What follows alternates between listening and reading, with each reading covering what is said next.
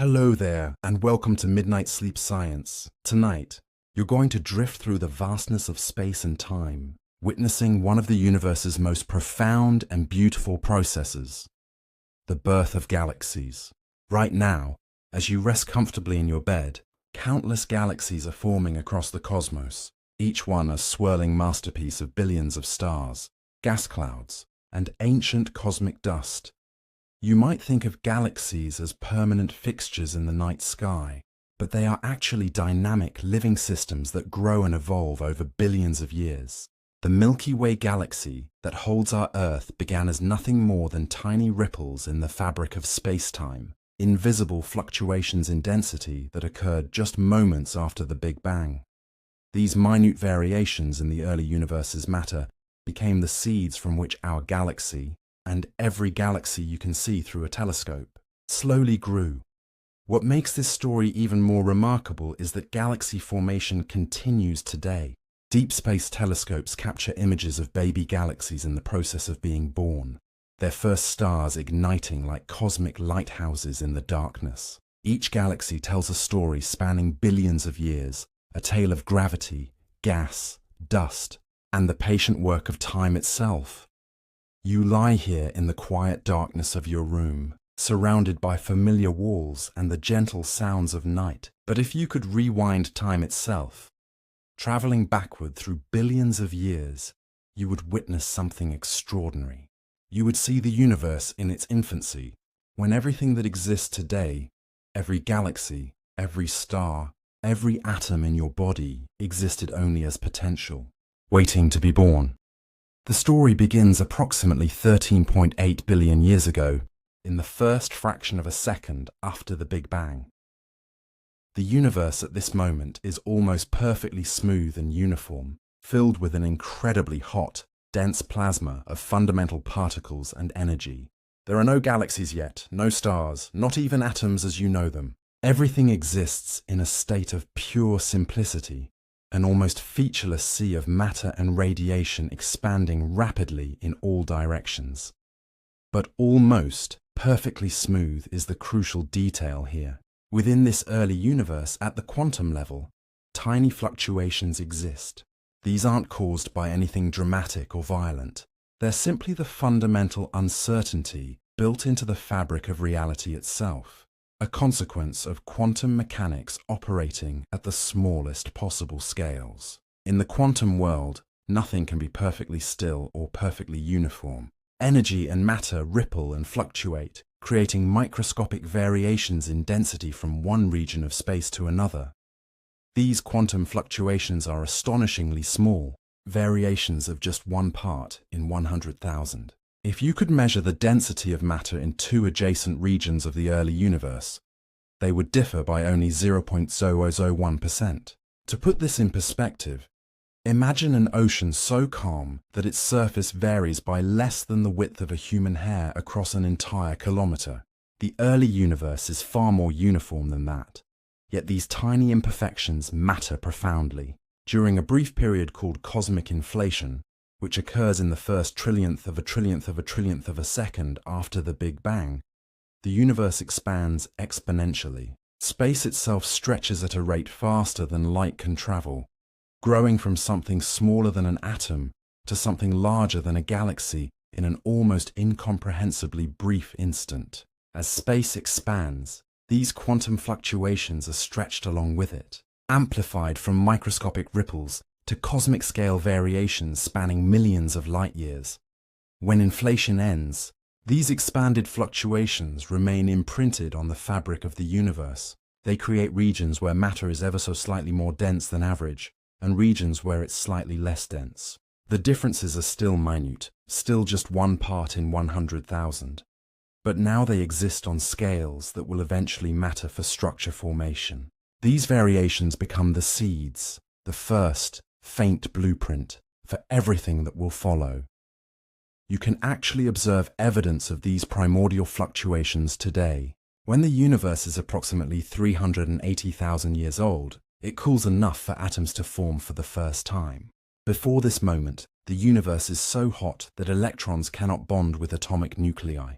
Photons of light scatter constantly off these free electrons, making the universe opaque, like a thick fog. But when atoms form, photons can finally travel freely through space. The light released at this moment has been traveling through the universe ever since, cooling and stretching as space expands.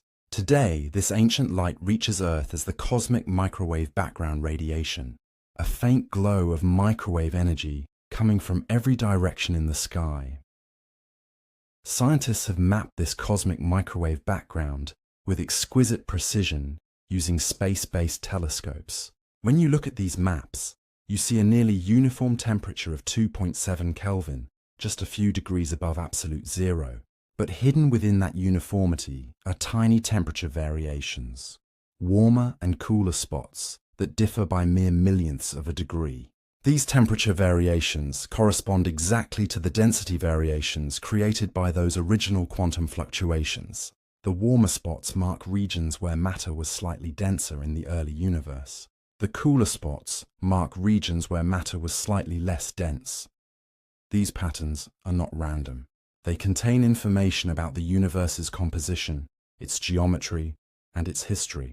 The largest warm and cool spots on the cosmic microwave background map are caused by sound waves that rippled through the early universe's plasma, driven by the interplay between gravity trying to pull matter together and radiation pressure pushing it apart. These acoustic oscillations, as scientists call them, create a characteristic pattern of peaks and valleys when analyzed mathematically, revealing precise details about the early universe's properties. What makes these tiny variations so important is gravity. Gravity is a patient force, subtle but relentless, and it operates on a simple principle. Matter attracts matter. In regions where the density of matter is even slightly higher than average, gravity becomes just slightly stronger. This stronger gravitational pull attracts more matter from the surrounding space, which makes those regions even denser, which strengthens gravity further, which attracts even more matter. This is a feedback loop, a self-reinforcing process that scientists call gravitational instability. In the early universe, this process unfolds with extraordinary slowness. Remember that the density variations are only one part in 100,000.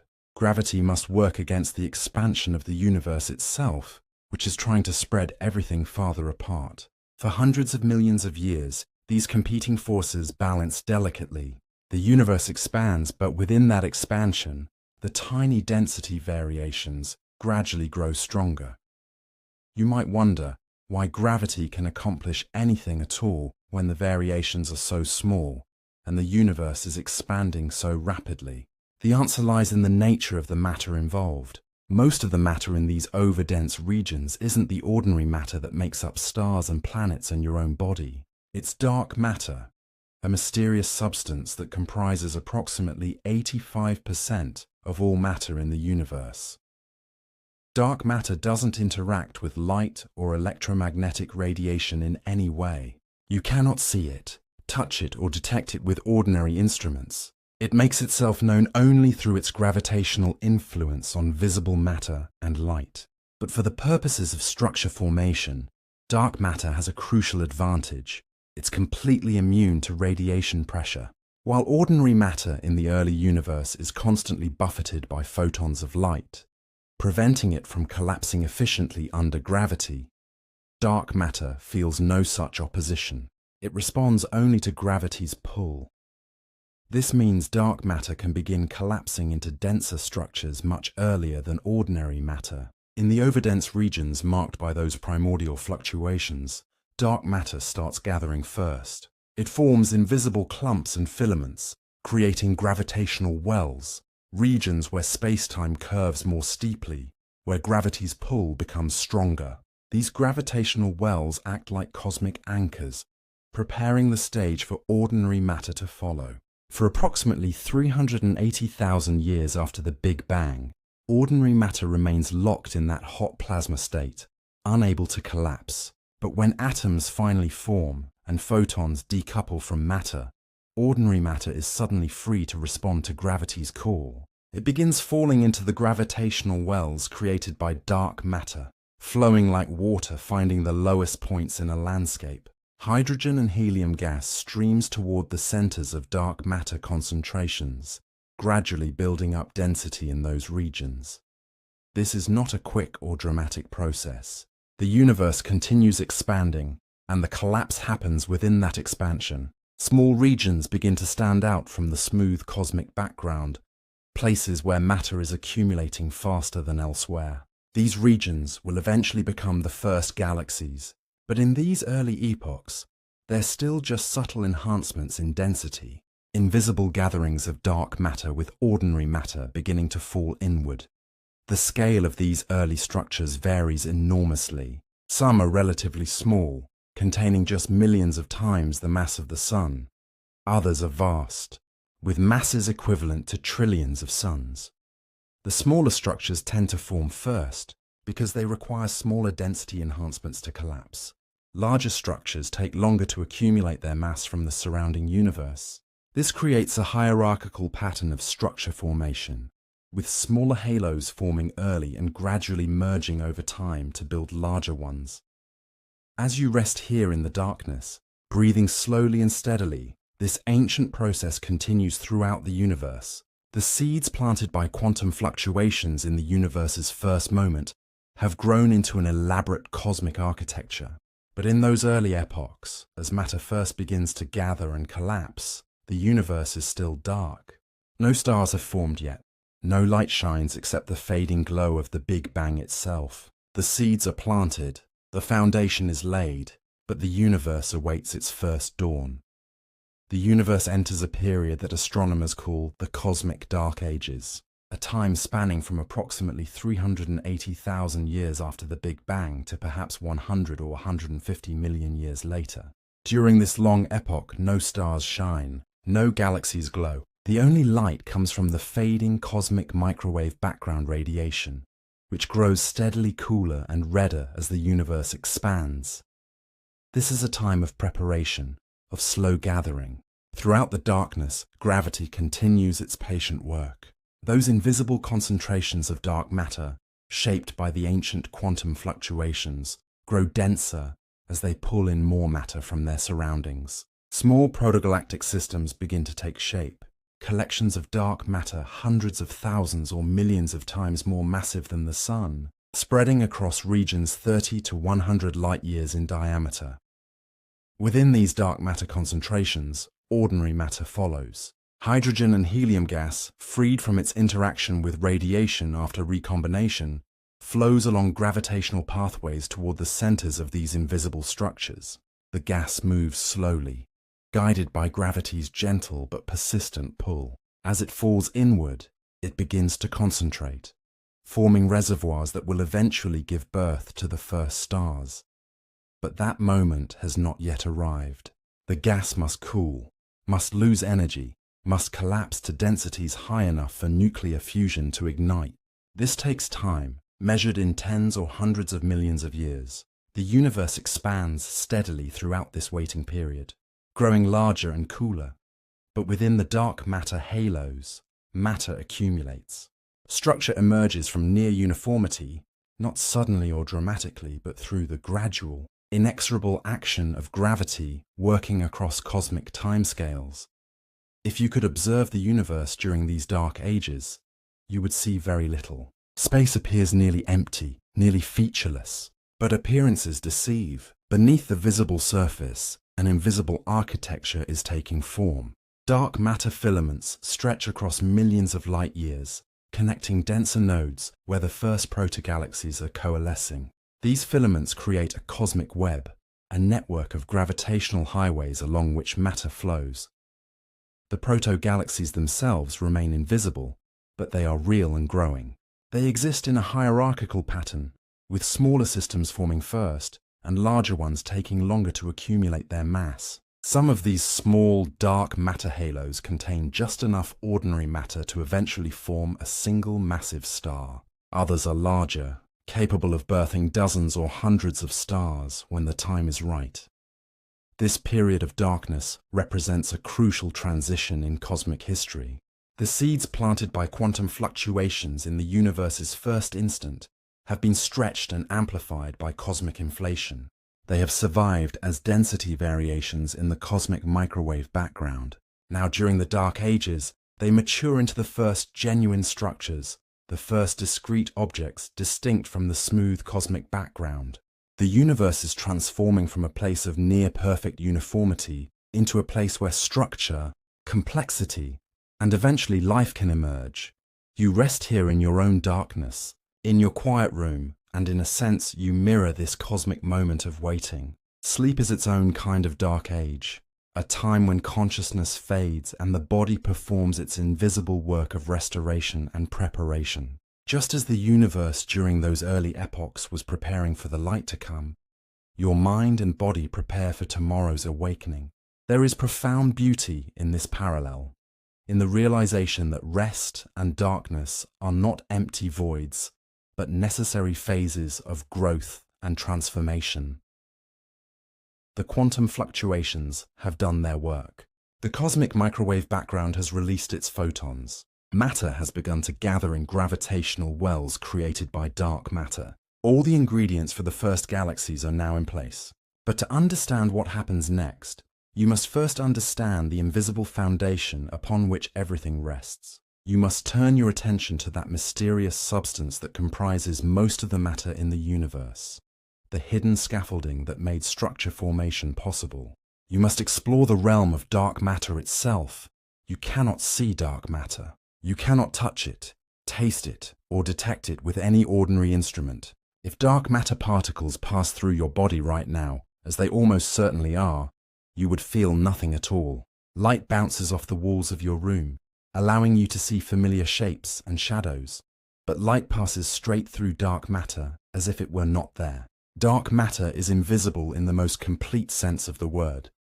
Yet dark matter is not nothing. It has mass, and mass creates gravity. When enough dark matter gathers in one place, its gravitational influence becomes impossible to ignore. This is how scientists first discovered that something invisible must exist throughout the universe. In the 1930s, astronomer Fritz Zwicky studied the motions of galaxies within large galaxy clusters. He measured how fast the galaxies were moving and calculated how much mass would be needed to keep them gravitationally bound together. The visible matter, all the stars and gas he could observe, provided only a small fraction of the necessary mass. Something invisible was holding these galaxy clusters together. Similar evidence emerged decades later when astronomers studied how individual galaxies rotate. Stars in the outer regions of spiral galaxies orbit much faster than they should, based on the visible matter alone. According to Newton's laws, stars farther from the galactic center should move more slowly, just as outer planets in the solar system orbit more slowly than inner planets. But observations showed that stars at the edges of galaxies move just as fast as stars closer to the center. The only explanation is that galaxies are embedded in large spherical halos of invisible matter that extends far beyond the visible disk. This dark matter halo provides the extra gravitational pull needed to keep the outer stars moving so quickly.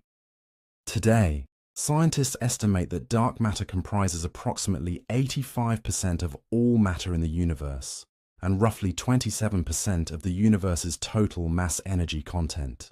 The remaining 73% is dark energy, an even more mysterious component that drives the universe's accelerating expansion. Ordinary matter, everything made of atoms, including all the stars, planets, gas clouds, and living beings, accounts for only about 5% of the universe's total content. The nature of dark matter remains one of the deepest mysteries in physics. Scientists know it exists because of its gravitational effects, but they do not know what it is made of. It cannot be ordinary matter that simply happens to be dark, like black holes or planets that emit no light. There is not nearly enough of that material to account for dark matter's abundance. Instead, dark matter must be composed of some exotic type of particle that has mass but does not interact with electromagnetic radiation at all. Many particle candidates have been proposed. Some theories suggest dark matter consists of weakly interacting massive particles, often called WIMPs, which might interact through gravity and the weak nuclear force, but nothing else. Other proposals include axions, sterile neutrinos, or even primordial black holes formed in the early universe. Scientists have built sensitive detectors deep underground, shielded from cosmic rays, hoping to catch the rare interaction of a dark matter particle passing through ordinary matter. So far, these searches have not produced definitive evidence for any specific particle. The mystery endures. What scientists do understand with confidence is how dark matter behaves on cosmic scales and why it is essential for galaxy formation. Because dark matter does not interact with light or radiation, it has a crucial advantage during the universe's early epochs. In the first few 100,000 years after the Big Bang, ordinary matter is tightly coupled to radiation. Photons constantly scatter off electrons and protons, creating intense radiation pressure that prevents ordinary matter from collapsing under gravity. But dark matter feels none of this. It responds only to gravity's pull. This means dark matter can begin forming structures much earlier than ordinary matter. In regions where the primordial density fluctuations are slightly higher than average, dark matter starts to accumulate. These overdense regions grow slowly but steadily through gravitational instability. Dark matter attracts more dark matter, creating regions of increasing density that stand out from the smooth cosmic background. Computer simulations show what happens when scientists model this process across billions of years of cosmic time. Dark matter does not collapse into uniform spheres or simple shapes. Instead, it forms an intricate network called the cosmic web. This web consists of dense nodes connected by long filaments, with vast empty regions called voids between them. The nodes are where dark matter concentrates most heavily, creating the deepest gravitational wells. The filaments are highways along which matter flows from one node to another. The voids contain very little matter at all, sometimes less than 1/10 the average cosmic density. This cosmic web structure emerges naturally from the initial conditions set by those quantum fluctuations in the early universe. Where matter is slightly denser, dark matter accumulates faster. These overdense regions grow into the nodes of the web. Between the nodes, dark matter streams along preferred paths, creating the filaments. The mathematics of gravity and cosmological expansion conspire to produce this intricate pattern, repeated on scales from thousands to hundreds of millions of light years. Within this vast cosmic architecture, the densest dark matter concentrations become the sites where galaxies will eventually form. These dark matter halos range enormously in size. The smallest might contain only a few million times the mass of the Sun, concentrated in a region just a few light years across. The largest can hold trillions of solar masses, spread across millions of light years. Each dark matter halo creates a gravitational well, a depression in the fabric of space-time where gravity pulls most strongly. The formation of these halos follows a hierarchical pattern. Smaller halos form first because they require less matter and less time to accumulate. As the universe ages, these small halos merge with one another, building progressively larger structures. A galaxy like the Milky Way formed through the merger of hundreds or thousands of smaller dark matter halos over billions of years. This hierarchical assembly continues today, with galaxies still growing through mergers and accretion of new matter. Dark matter halos are not solid objects with sharp boundaries. Instead, they have density profiles that peak at the center and gradually fade toward the edges. The central regions can be extremely dense, with dark matter particles packed closely together.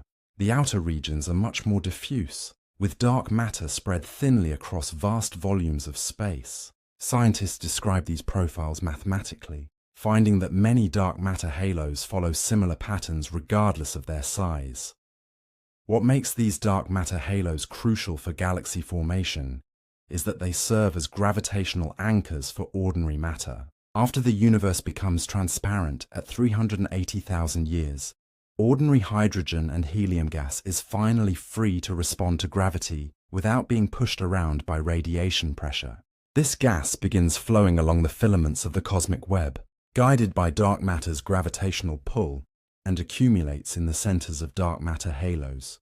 The gas does not fall straight into the halo centers. Instead, it spirals inward, conserving angular momentum as it collapses. Small random motions in the initial gas distribution give each region a slight rotation. As the gas falls into the gravitational well, this rotation becomes more pronounced, just as a figure skater spins faster when pulling their arms inward. The result is that gas tends to settle into rotating disks within dark matter halos. These disks of gas become the birthplaces of stars and the visible parts of galaxies.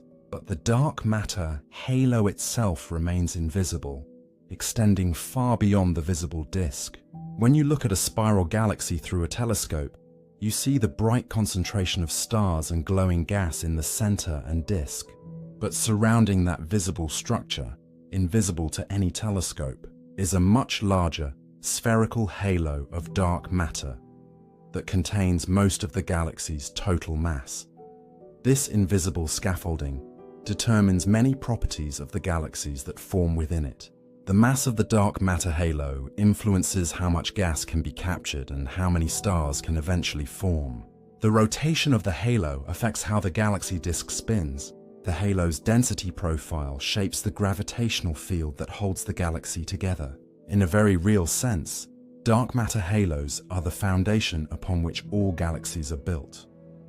Without dark matter, structure formation in the universe would have proceeded very differently. Ordinary matter alone, buffeted by radiation pressure in the early universe, would have struggled to form gravitationally bound structures. Galaxies might never have formed at all, or they might have formed much later and with very different properties. The universe might have remained a nearly uniform sea of gas, cooling and expanding, but never organizing into the rich tapestry of cosmic structure you can observe today.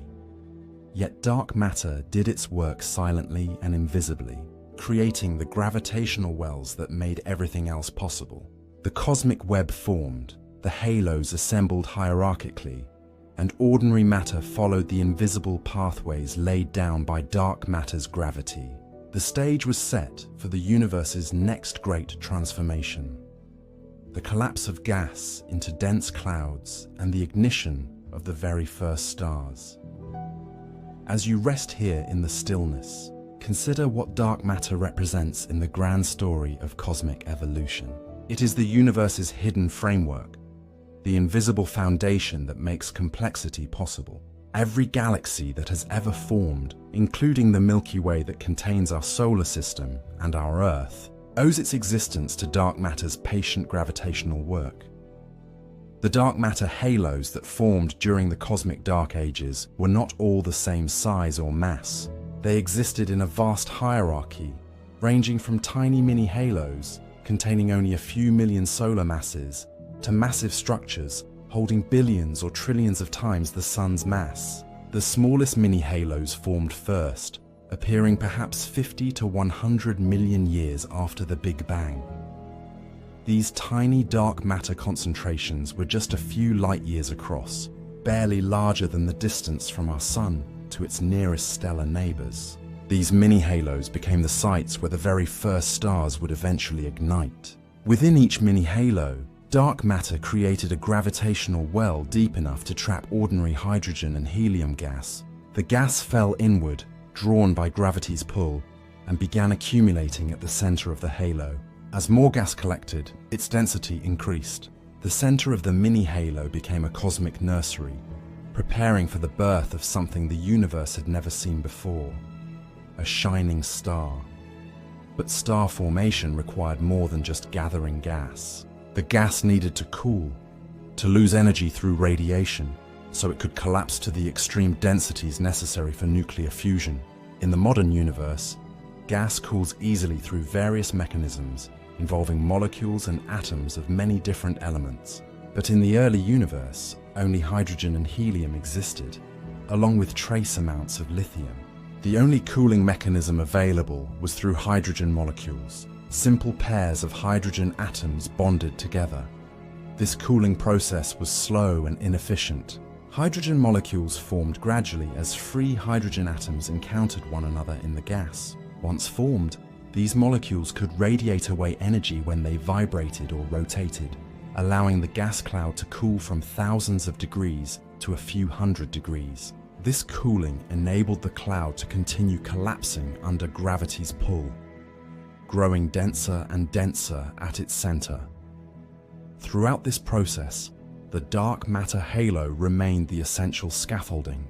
Its gravity held the system together, preventing the gas from dispersing back into intergalactic space. The dark matter did not participate directly in the cooling or chemistry. It simply provided the gravitational well that made everything else possible. This is dark matter's fundamental role in galaxy formation.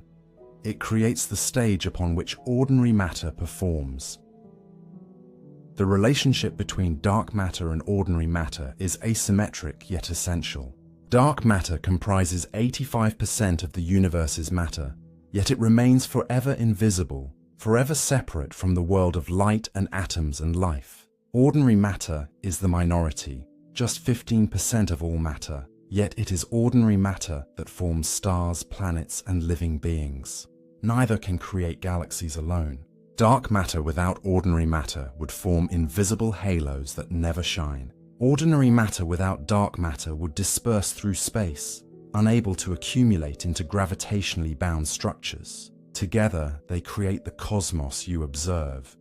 Scientists continue studying dark matter's properties through multiple approaches. They observe how galaxies rotate, how light bends around massive galaxy clusters, and how the cosmic microwave background's temperature variations reflect dark matter's influence in the early universe. They build sophisticated computer simulations that model billions of years of cosmic evolution, showing how dark matter's gravity sculpts the universe's large-scale structure. And they search for dark matter particles in sensitive underground detectors, hoping to catch direct evidence of what dark matter is made of. The mystery of dark matter's composition remains unsolved, but its gravitational effects are undeniable. Every observation confirms that dark matter exists and that it shaped the universe's evolution in profound ways. Without dark matter's invisible architecture, the universe would be a vastly different place, perhaps one where galaxies never formed and life never arose. The dark matter halos assembled during the cosmic dark ages now hold clouds of hydrogen and helium gas, cooled and compressed by gravity's patient work. The stage is set. The invisible foundation is complete. The next chapter in the cosmic story is about to begin, as gravity drives ordinary matter toward its destiny, and the universe prepares to light its first fires. The universe is now approximately 100 million years old, and something profound is beginning to happen within the scattered dark matter halos that dot the cosmic landscape. Gravity has been working patiently since the Big Bang, pulling matter together in regions where density was even slightly higher than average. Now, after countless millions of years of slow accumulation, that patient work is finally producing visible results. Within the smallest dark matter, mini halos, clouds of hydrogen and helium gas have gathered. These are not the dense, compact clouds you might imagine. They are vast and tenuous, spreading across dozens or hundreds of light years, with densities far lower than the best vacuum scientists can create in laboratories on Earth. Yet, by the standards of intergalactic space, these clouds represent significant concentrations of matter. They contain hundreds of thousands or even millions of times the mass of the Sun, all collected in the gravitational wells created by dark matter. The gas in these clouds is relatively warm, heated by the energy released as atoms fall into the gravitational well. Temperatures reach several thousand degrees, hot enough to make the gas glow if there were any light to see by. But the universe remains dark. The cosmic microwave background has cooled to just a few dozen degrees above absolute zero, far too faint to illuminate anything. These gas clouds exist in perfect darkness, invisible gatherings of matter responding to gravity's call. Gravity pulls the gas inward from all directions, drawing it toward the center of the dark matter halo. As the gas falls inward, its density increases. More atoms occupy the same volume of space, moving closer together. This compression would normally heat the gas, making it expand and resist further collapse. For a cloud to continue collapsing under gravity, it must find a way to shed this heat, to cool itself and allow gravity to keep winning the battle against pressure. This is where the universe's chemistry becomes crucial. The early universe contains only the simplest elements: hydrogen, helium, and trace amounts of lithium created during the first few minutes after the Big Bang. No carbon, no oxygen, no nitrogen, no iron. None of the heavier elements that make up planets and living beings exist yet. The gas clouds trying to collapse have access only to these primordial elements, and they must work with what they have. Hydrogen atoms begin forming molecules, simple pairs of hydrogen atoms bonded together. This happens through chance collisions in the gas. When two hydrogen atoms meet in just the right way, with the right energies and orientations, they can stick together to form a hydrogen molecule. Each molecule that forms represents a tiny but important change in the gas's properties. Molecules can radiate away energy in ways that individual atoms cannot. When a hydrogen molecule vibrates or rotates, it can emit infrared photons, particles of light that carry energy away from the molecule. This radiation escapes the cloud and travels into the surrounding space, carrying heat away with it. As more molecules form and more radiation escapes, the gas cloud gradually cools. Its temperature drops from thousands of degrees to hundreds of degrees. As it cools, pressure decreases and gravity gains the upper hand. The cloud begins collapsing more rapidly. This cooling process is slow and inefficient compared to the mechanisms available in the modern universe. In today's cosmos, gas clouds contain atoms of many elements, and each element provides different pathways for cooling. But in the early universe, hydrogen molecules are essentially the only cooling mechanism available. The process takes millions of years, with the cloud's temperature declining gradually as more and more molecules form and radiate away their energy. As you rest here in the quiet darkness of your room, breathing slowly and steadily, imagine what this collapse would look like if you could witness it. Not a dramatic implosion or violent event, but a gradual patient gathering. Gas flowing slowly inward over thousands or millions of years, following curved paths through space as gravity guides it toward the halo's center. The cloud growing denser at its core, while its outer edges remain diffuse and spread across vast distances. The collapse is not perfectly symmetric. The gas cloud started with tiny irregularities in its density and small random motions. As the cloud collapses, these irregularities become amplified. Some regions become slightly denser than others, creating local gravitational enhancements that draw in even more matter. The cloud develops structure, with dense filaments and clumps forming within the larger collapsing mass. The smallest overdensities within the cloud become sites of enhanced collapse. Gas streams toward these denser regions, adding mass and increasing their gravitational pull. The cloud fragments, breaking up into multiple collapsing cores rather than forming a single monolithic structure. Each core represents a potential birthplace for a star, a region where gas is gathering with particular intensity. At the very center of the densest core, conditions become extreme. The density has risen from the near vacuum of intergalactic space to perhaps 1,000 or 10,000 particles per cubic centimeter. This is still far more tenuous than Earth's atmosphere, which contains trillions of particles in the same volume. But it represents an enormous increase from the cloud's starting point. As density rises, so does temperature. The gravitational energy released by infalling matter gets converted to heat, warming the core to thousands of degrees. The core's temperature rises, but it does not rise without limit. The hydrogen molecules continue their cooling work, radiating away energy as fast as the collapse generates it. This balance between heating from gravitational compression and cooling from molecular radiation determines whether the collapse can continue. If cooling wins, the collapse proceeds. If heating dominates, the core's pressure would rise enough to halt the infall, preventing further concentration. For these first collapsing cores in the universe's history, cooling barely wins the battle. The hydrogen molecules are efficient enough to keep the core from heating catastrophically, but only just. The collapse proceeds slowly, taking perhaps 1 million years for the core to grow from diffuse cloud to dense protostellar object. This is remarkably fast by cosmic standards, but glacially slow compared to human timescales. If you could watch the process unfold, you would see almost imperceptible changes from one millennium to the next.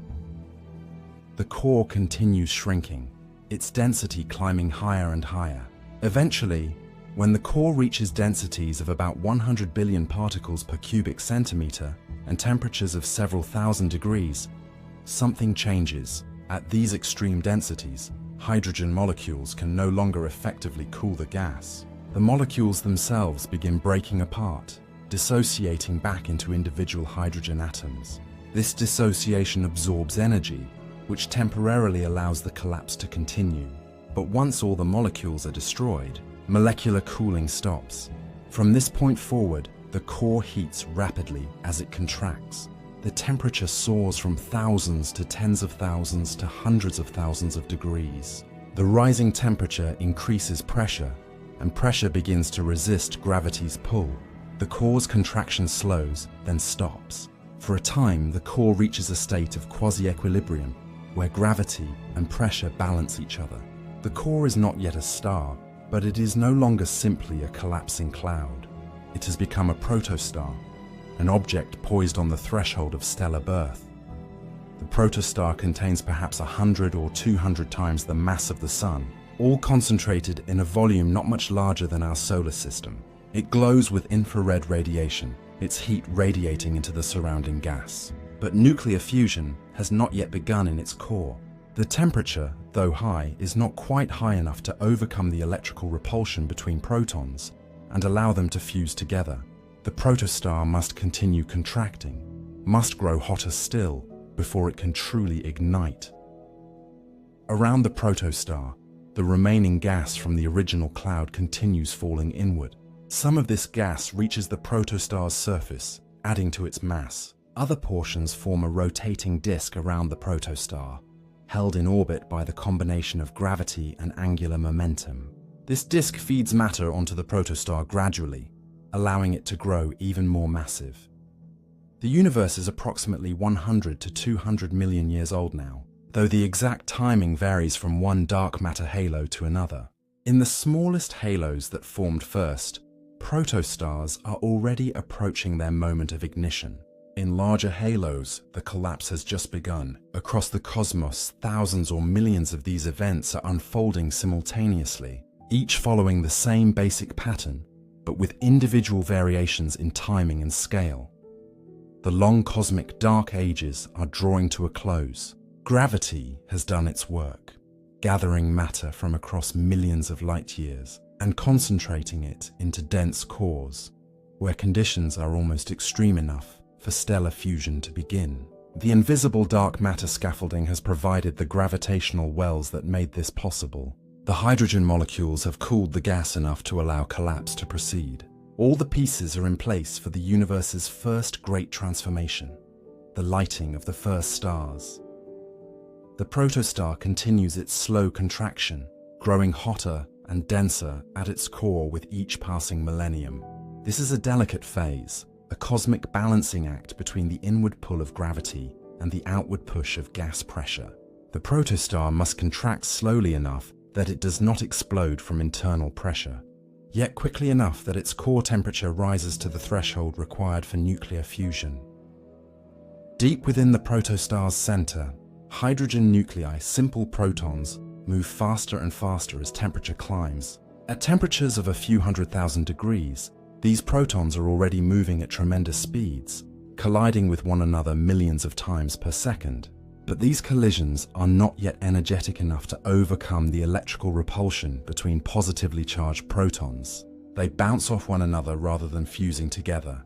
As the core continues heating, reaching 1 million degrees, then 5 million, then 10 million, the protons move ever faster. The collisions grow more violent, with particles slamming together at higher and higher energies. Finally, when the core temperature reaches approximately 10 million degrees Kelvin, something remarkable happens. Some collisions become energetic enough that two protons overcome their mutual repulsion and fuse together, despite the electrical forces trying to push them apart.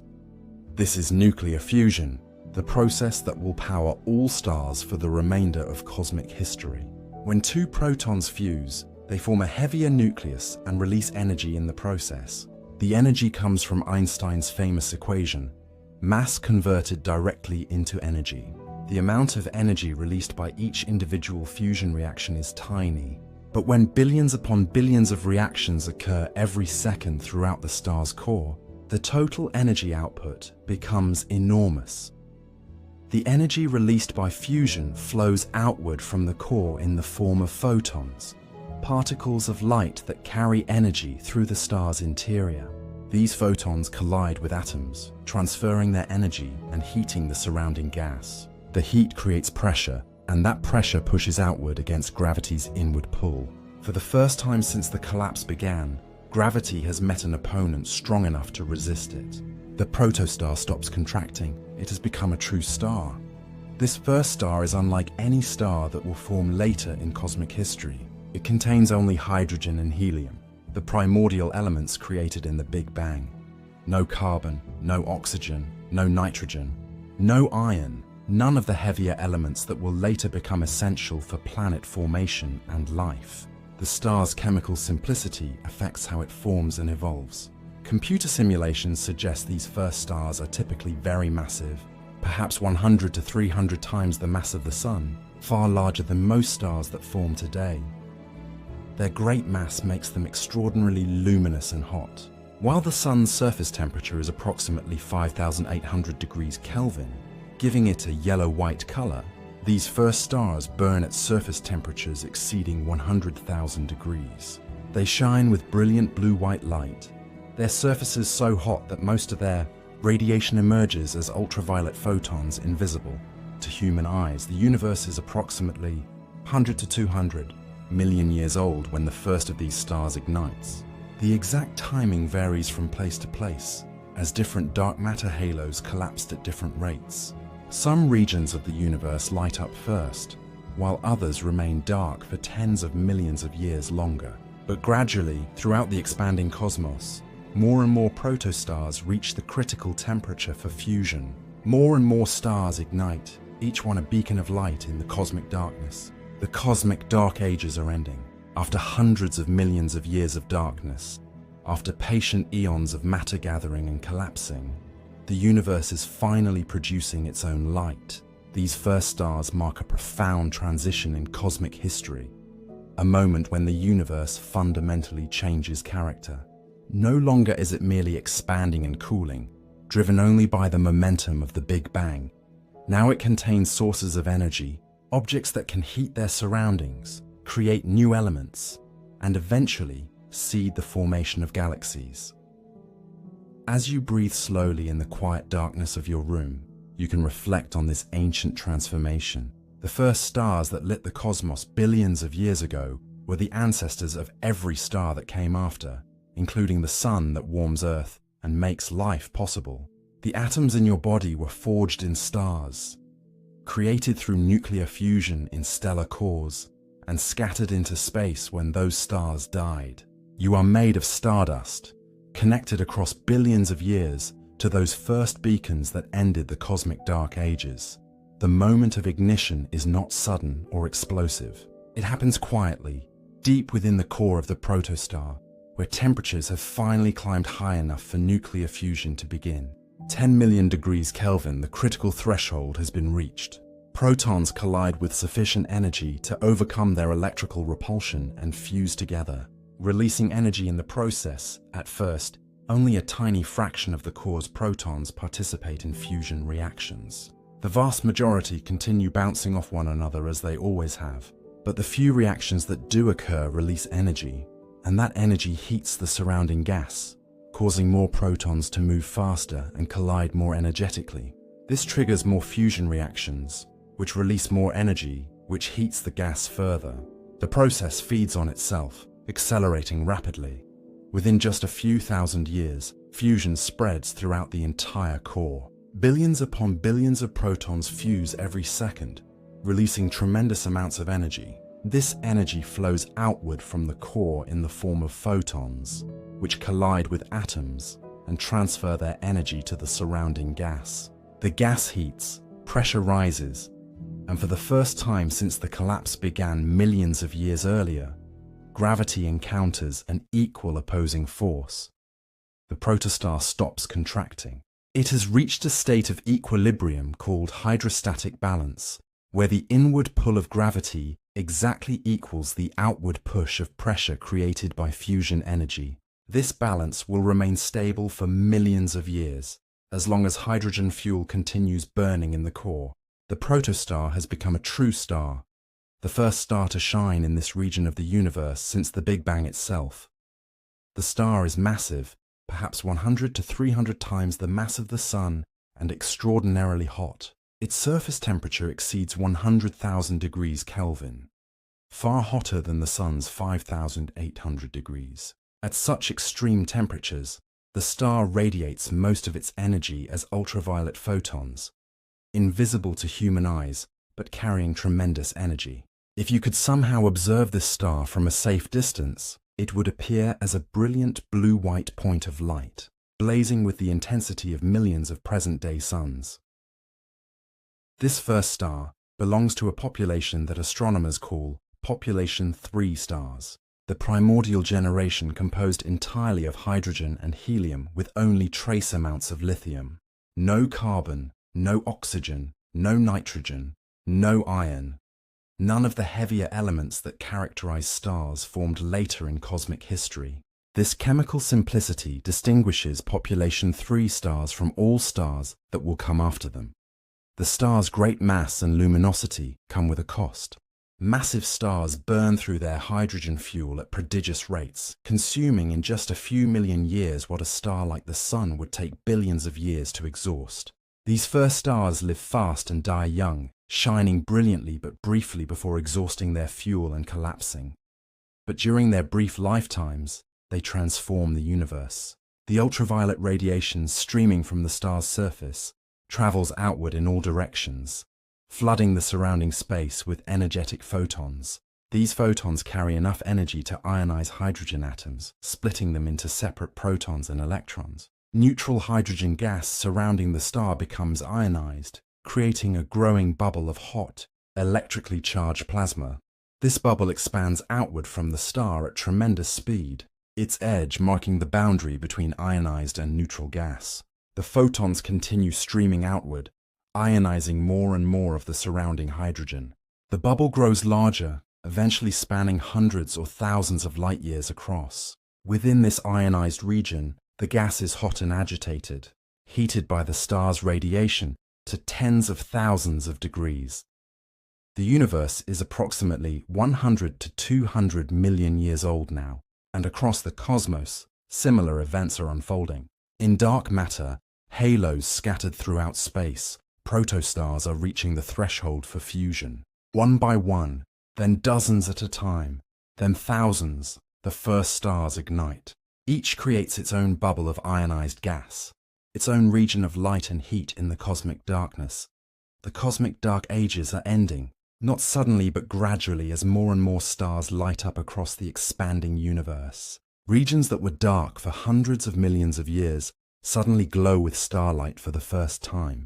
The transformation is profound, marking the beginning of the epoch astronomers call cosmic dawn. These first stars do not shine alone for long. The universe during this epoch is still relatively dense compared to today, with dark matter halos scattered more closely together. When one star ignites, its radiation begins affecting not just its immediate surroundings, but also neighboring dark matter halos where gas clouds are still collapsing. The ultraviolet photons streaming from the first star can reach these nearby clouds, heating the gas and sometimes preventing further collapse.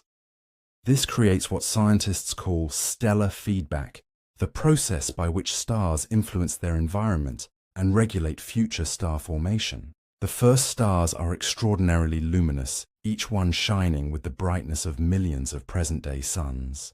Their radiation floods surrounding space with energetic photons that heat gas to tens of thousands of degrees, and ionize hydrogen atoms across vast regions. This makes it harder for new stars to form in nearby halos, because hot gas resists gravitational collapse more effectively than cold gas. But the first stars also enable new star formation in unexpected ways. The ultraviolet radiation can dissociate hydrogen molecules in surrounding gas clouds, destroying the very molecules that allow gas to cool. Yet this same radiation can also create conditions for different cooling mechanisms to operate. In regions where the radiation is strong enough to heat gas but not intense enough to completely ionize it, new chemical pathways open up. The balance between destruction and creation plays out across the early universe, with each star's influence extending hundreds or thousands of light years in all directions. The ionized bubbles created by the first stars continue expanding outward as more photons stream from the stellar surfaces. These bubbles do not remain isolated for long. As more stars ignite throughout the universe, their individual bubbles of ionized gas begin overlapping and merging. Small ionized regions join together to form larger ones. The process accelerates as more stars form, creating a cascade of ionization spreading through the cosmos. This marks the beginning of an era astronomers call the Epoch of Reionization, a cosmic transformation lasting hundreds of millions of years. The universe transitions from a state where most hydrogen is neutral, individual atoms with electrons bound to protons, to a state where most hydrogen is ionized, split into separate electrons and protons. This is the same ionized state that existed in the first 380,000 years after the Big Bang, before atoms first formed. Now the universe is returning to that ionized condition, but for a different reason. Instead of being heated by the afterglow of the Big Bang itself, the universe is being reionized by radiation from the stars it has created.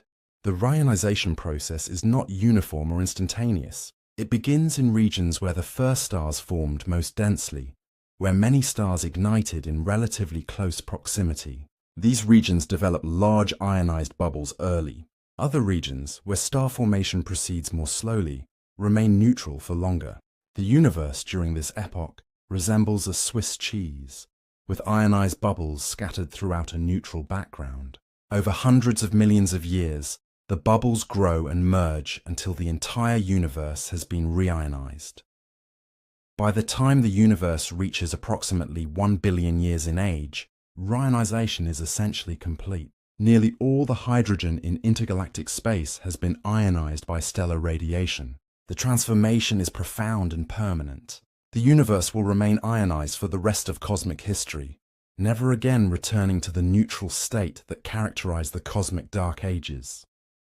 As you rest here in the darkness, breathing slowly and steadily, consider what these first stars represent. They are the universe's response to the quantum fluctuations planted in the first instant after the Big Bang. Those tiny ripples in density, amplified by cosmic inflation and preserved in the cosmic microwave background, guided dark matter to form gravitational wells. Ordinary matter followed, collapsing under gravity's patient pull. And finally, after hundreds of millions of years of preparation, fusion ignited in dense stellar cores.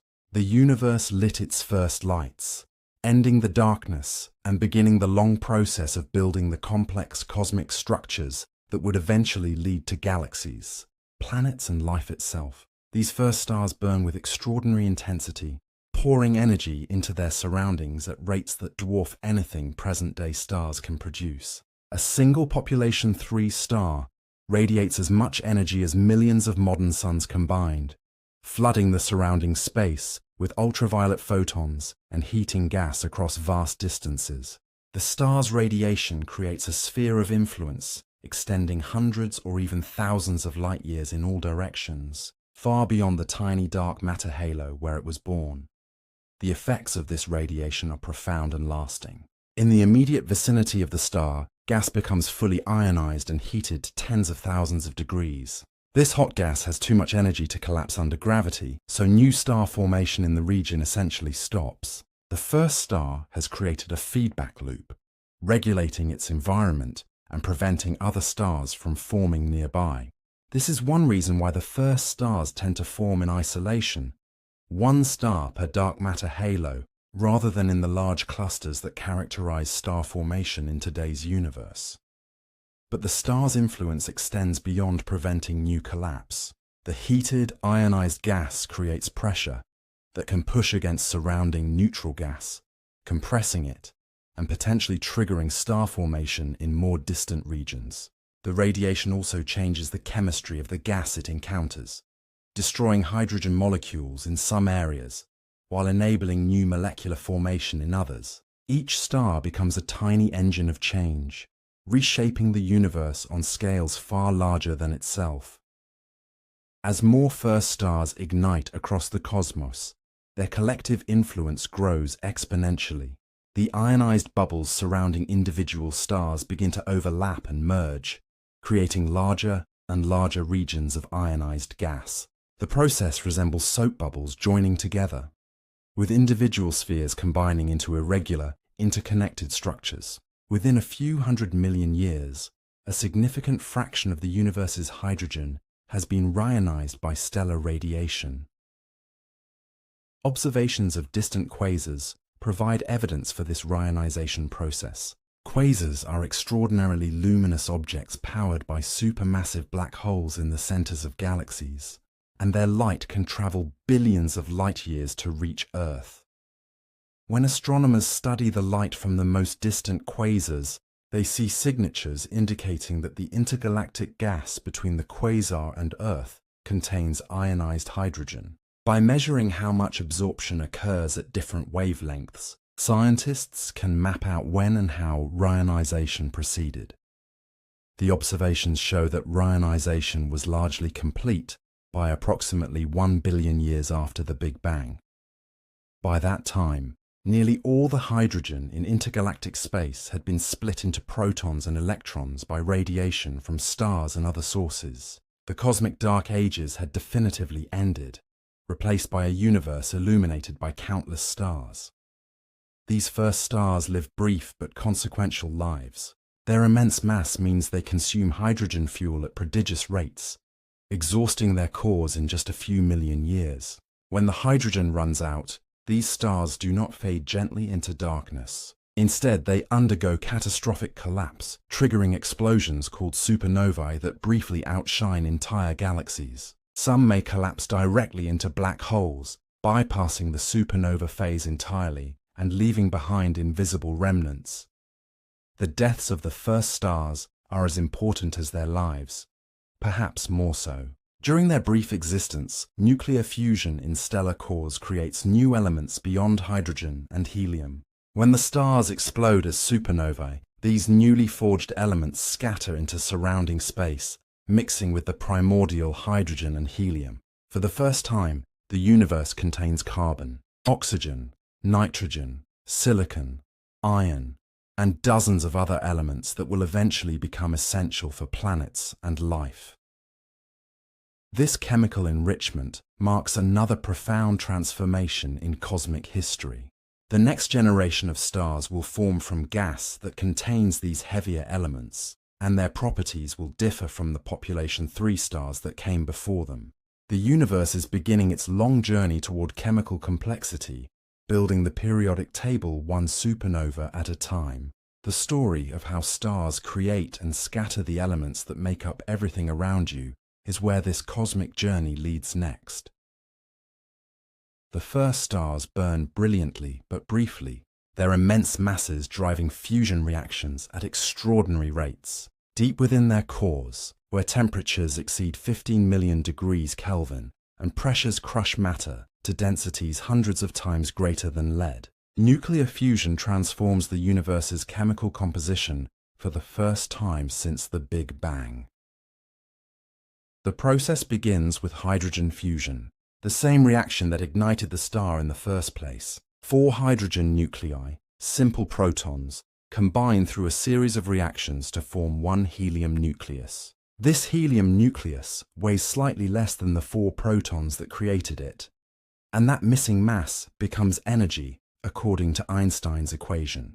The energy released keeps the star shining and creates the pressure that holds the star up against gravity's crushing weight. But hydrogen does not last forever. The star consumes hydrogen in its core at a prodigious rate, burning through vast quantities every second. Within just a few million years, far faster than the billions of years it takes a star like the Sun to exhaust its hydrogen, the core runs out of fuel. The fusion reactions stop, energy production ceases, and pressure drops. Without pressure to resist it, gravity begins winning again. The core contracts, growing hotter as gravitational energy converts to heat. The temperature climbs from 15 million degrees to 100 million degrees, then higher still. At these extreme temperatures, helium nuclei begin moving fast enough to overcome their mutual electrical repulsion and fuse together. 3 helium nuclei combine to form carbon, an element that did not exist anywhere in the universe until this moment.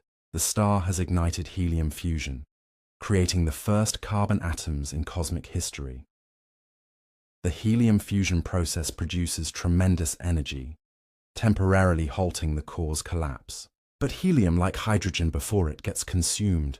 The star burns helium for an even shorter time than it burned hydrogen, perhaps just a few 100,000 years. When the helium runs out, the core contracts again, growing hotter still. If the star is massive enough, and these first stars certainly are, the temperature rises high enough to fuse carbon. Carbon nuclei combine to form neon and magnesium. Neon fuses to create oxygen and silicon. Each fusion stage requires higher temperatures than the last, because heavier nuclei carry more positive electrical charge and repel each other more strongly. Each stage also proceeds faster than the previous one, burning through fuel at accelerating rates.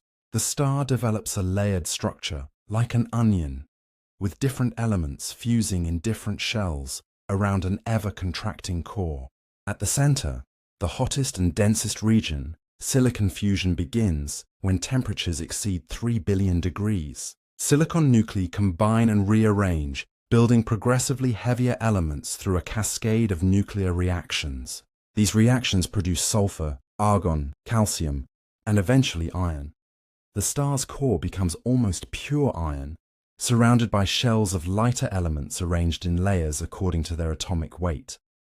Iron represents a fundamental limit in stellar nucleosynthesis. Fusing iron nuclei does not release energy, it consumes energy. This happens because iron sits at the peak of nuclear binding energy, the most stable arrangement of protons and neutrons possible. Elements lighter than iron release energy when fused together. Elements heavier than iron require energy input to create. The star cannot produce energy by fusing iron, so when the core becomes iron, fusion must stop. The iron core continues contracting under gravity, growing more massive as silicon fusion in the surrounding shell adds more iron to it. When the core reaches approximately 1.4 times the mass of the Sun, a limit called the Chandrasekhar mass, something catastrophic happens. The core can no longer support itself through normal pressure. In a fraction of a second, it collapses, shrinking from thousands of kilometers in diameter to just tens of kilometers. The collapse happens so quickly that it generates shock waves powerful enough to blast the star's outer layers into space. This is a supernova explosion, one of the most energetic events in the universe. For a few weeks, the dying star shines as brightly as an entire galaxy, outshining billions of normal stars combined. The explosion releases as much energy in seconds as the Sun will emit over its entire 10 billion year lifetime. Most of this energy emerges as neutrinos, nearly massless particles that stream away from the collapsing core at the speed of light. But a small fraction of the energy goes into heating and accelerating the star's outer layers, driving them outward at speeds of thousands of kilometers per second. The supernova explosion carries with it all the elements forged during the star's lifetime: carbon, oxygen, nitrogen, silicon, sulfur, calcium, iron.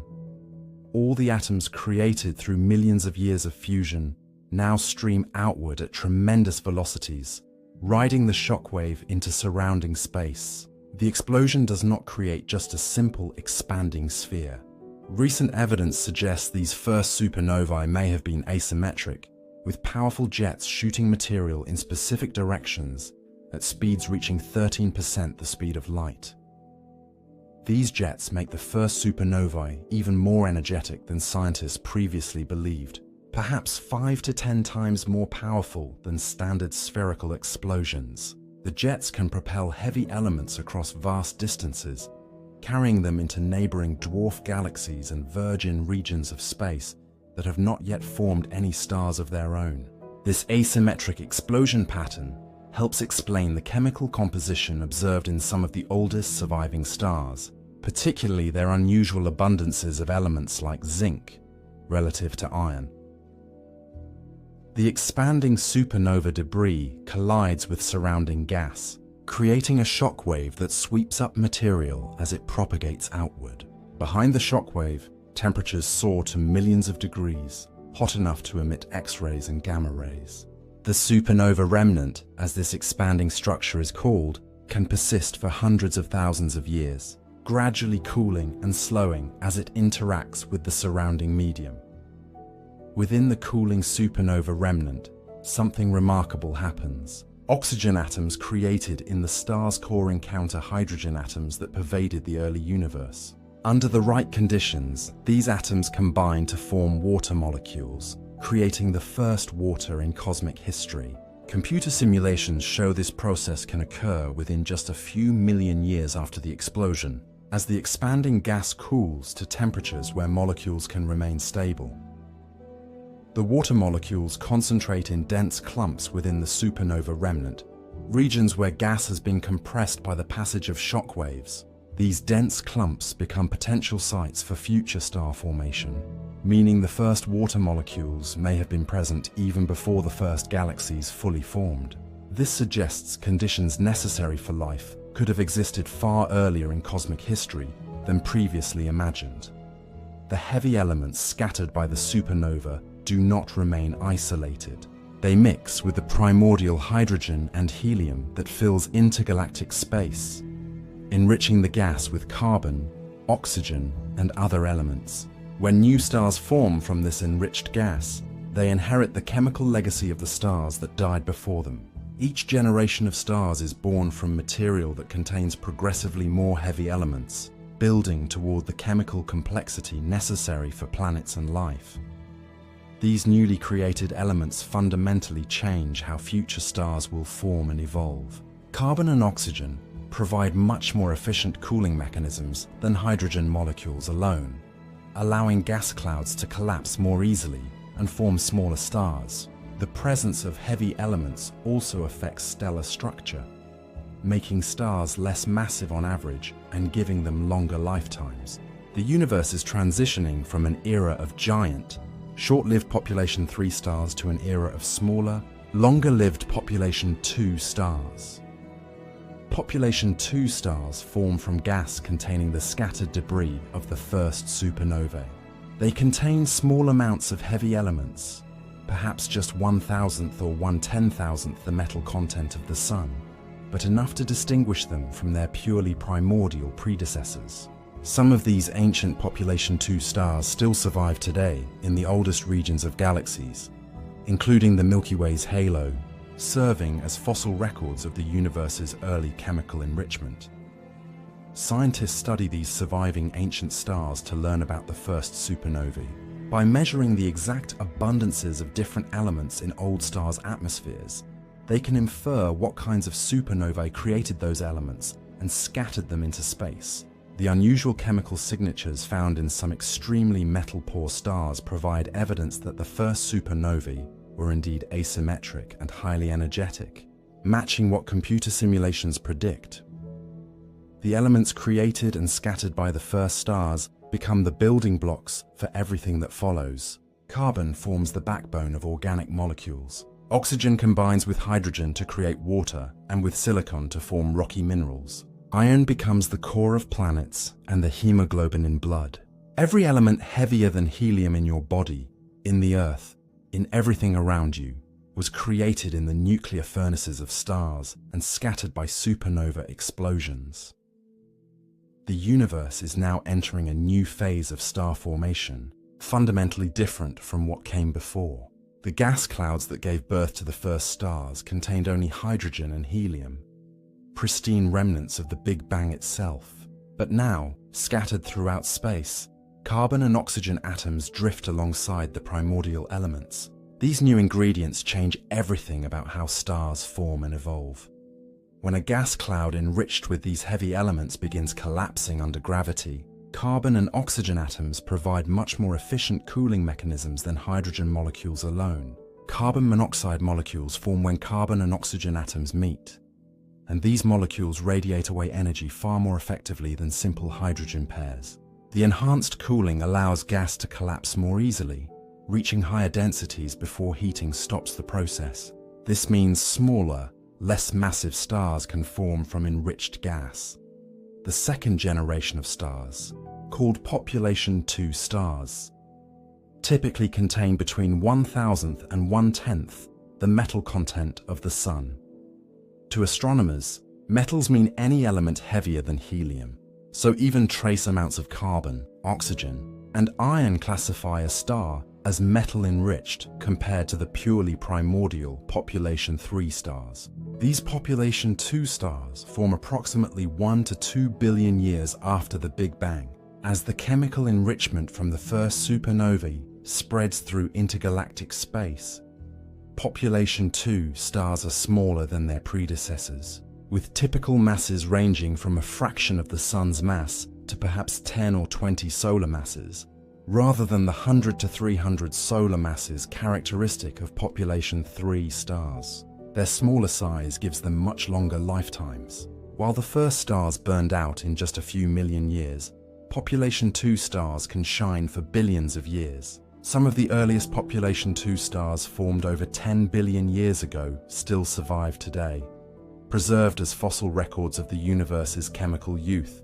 These ancient survivors populate the halos of galaxies and the globular clusters, dense spherical collections of hundreds of thousands of stars that orbit in the outer regions of galaxies like the Milky Way. When astronomers study the light from these old stars, they can measure the abundances of different elements in their atmospheres. The patterns reveal the nuclear processes that occurred in the stars that died before them.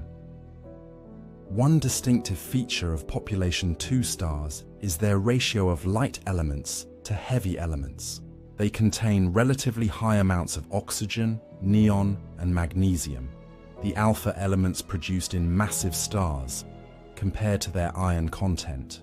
This tells scientists that population 2 stars formed during an era when type 2 supernovae, the explosions of massive short-lived stars, dominated the chemical enrichment process. Type Ia supernovae, which produce more iron relative to lighter elements but require much longer to occur, had not yet contributed significantly to the interstellar medium. The presence of heavy elements in stellar atmospheres has another profound consequence. Elements like carbon and oxygen increase the opacity of a star's outer layers, making it harder for photons to escape. This affects the star's internal structure and surface temperature. Population 2 stars with their lower metal content have more transparent atmospheres than metal-rich stars like the Sun. Energy escapes more easily, making their surfaces hotter and their appearance bluer for a given mass.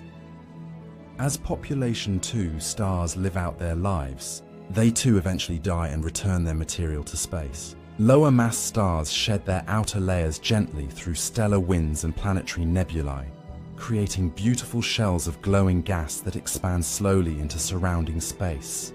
More massive population 2 stars explode as supernovae, just as their population 3 predecessors did, adding more heavy elements to the growing cosmic inventory. Each stellar generation enriches the interstellar medium further. The gas clouds from which new stars form contain progressively more carbon, oxygen, nitrogen, silicon, iron, and dozens of other elements. By the time the universe reaches a few billion years in age, enough heavy elements have accumulated that a third population of stars begins forming. These population I stars, including the Sun, form from gas that contains 1 to 2% heavy elements by mass, hundreds of times more metal-rich than the earliest population 2 stars. This progressive chemical enrichment makes possible everything that follows. Rocky planets require silicon, magnesium, and iron to form their solid surfaces and metallic cores. Organic chemistry depends on carbon, nitrogen, and oxygen. Life as we know it needs phosphorus for DNA and sulfur for proteins. None of these elements existed in significant quantities until stars created them through nuclear fusion and scattered them through supernovae. The universe had to build its chemistry one stellar generation at a time. The universe is now a few 100 million years old, and a profound transformation has taken place. The first stars have lived and died, scattering their nuclear ashes into space. Supernovae have created and dispersed carbon, oxygen, nitrogen, silicon, iron, and dozens of other elements throughout regions that were once purely primordial. The chemistry of the cosmos has fundamentally changed, and this new chemistry enables processes that were impossible in the universe's pristine youth. The gas that fills the space between stars, called the interstellar medium, now contains a mixture of elements. Hydrogen and helium still dominate, comprising roughly 98% of the mass, but that remaining 2% makes all the difference. The heavy elements provide new pathways for gas to cool and new building blocks for complex structures. Most importantly, they allow the formation of dust grains, microscopic solid particles that will play a crucial role in future star formation. Dust grains form when atoms of carbon, silicon, oxygen, and other heavy elements combine in the cooling outflows from dying stars. In the atmospheres of aging red giant stars, where temperatures drop low enough for atoms to stick together, carbon atoms link up to form soot-like particles. Silicon and oxygen combine to create silicate minerals similar to beach sand. Iron atoms condense into metallic grains. These particles are extraordinarily small, typically just a fraction of a micron across, far smaller than the width of a human hair. Yet despite their tiny size, dust grains have enormous effects on their environment. When a star dies, either through gentle mass loss as a planetary nebula or through violent explosion as a supernova, these dust grains get swept into space along with the gas. The expanding shells of material from dying stars plow into the surrounding interstellar medium, mixing newly created elements with the pre-existing gas. Over time, this process enriches vast regions of space with both gas phase heavy elements and solid dust particles. The dust grains interact with light in distinctive ways. They absorb and scatter starlight, particularly at shorter wavelengths. This is why dusty regions of space appear dark when viewed in visible light. The dust blocks the light from stars behind it, creating dark patches and lanes against the glowing background of more distant stars. But the absorbed light does not simply disappear. The dust grains heat up, reaching temperatures of just tens of degrees above absolute zero, and re-radiate the energy as infrared light. Dusty regions that appear dark in visible wavelengths glow brightly when observed with infrared telescopes. The presence of dust fundamentally changes how gas clouds behave. When hydrogen molecules formed in the early universe, they provided the only cooling mechanism available for collapsing gas. But dust grains offer far more efficient cooling. Gas atoms and molecules collide with the cold dust grains, transferring their kinetic energy to the solid particles. The dust then radiates this energy away as infrared photons. This process allows gas clouds to cool much more rapidly than they could through molecular radiation alone. Efficient cooling enables the formation of denser, more compact gas clouds. Throughout galaxies, wherever gas accumulates in sufficient quantity, it begins collapsing under gravity. The gas forms vast molecular clouds, some containing hundreds of thousands or even millions of times the mass of the Sun, spread across regions spanning dozens or hundreds of light years. These molecular clouds become the stellar nurseries where new generations of stars will be born. Within these clouds, the gas is not uniformly distributed.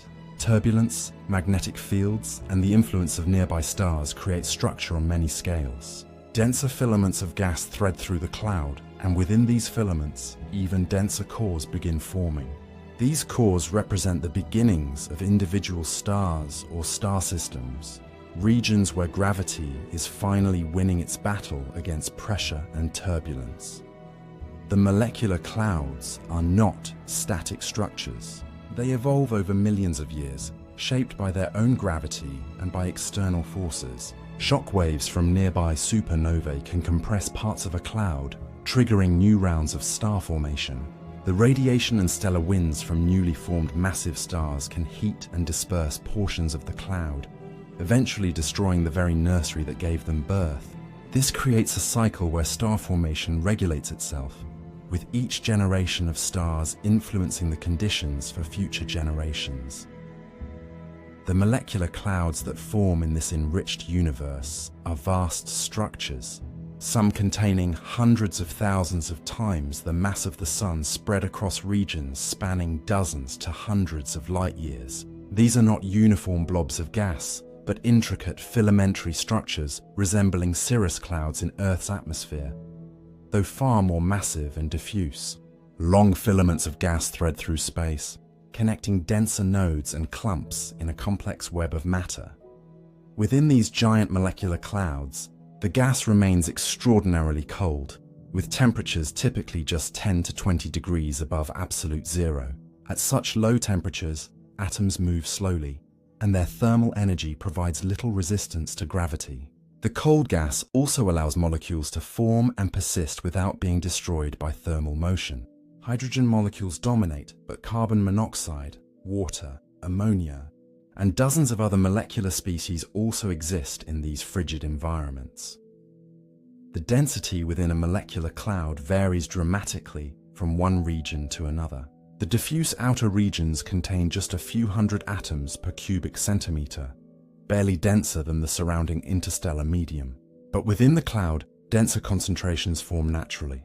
These are the clumps, regions typically spanning a few light years and containing 50 to 500 times the mass of the Sun. The clumps represent intermediate scale structure within the cloud, more concentrated than the diffuse filaments, but not yet dense enough to form stars. Within the clumps, even denser structures develop. These are the cores, compact regions, just a fraction of a light year across, where densities reach tens of thousands or even millions of atoms per cubic centimeter. The cores are the true stellar embryos, the places where individual stars or small star systems will eventually be born. Not every core will form a star. Some may disperse or merge with neighboring cores, but it is within these dense concentrations that conditions finally become extreme enough for gravitational collapse to proceed to completion. The structure of molecular clouds arises from a combination of forces and processes. Gravity tries to pull everything together, creating denser regions wherever matter accumulates. Turbulence within the gas creates random motions and eddies, stirring the material and preventing immediate collapse. Magnetic fields thread through the cloud, providing additional support against gravity and influencing how matter flows and accumulates. The interplay between these competing forces creates the complex filamentary structure observed in real molecular clouds.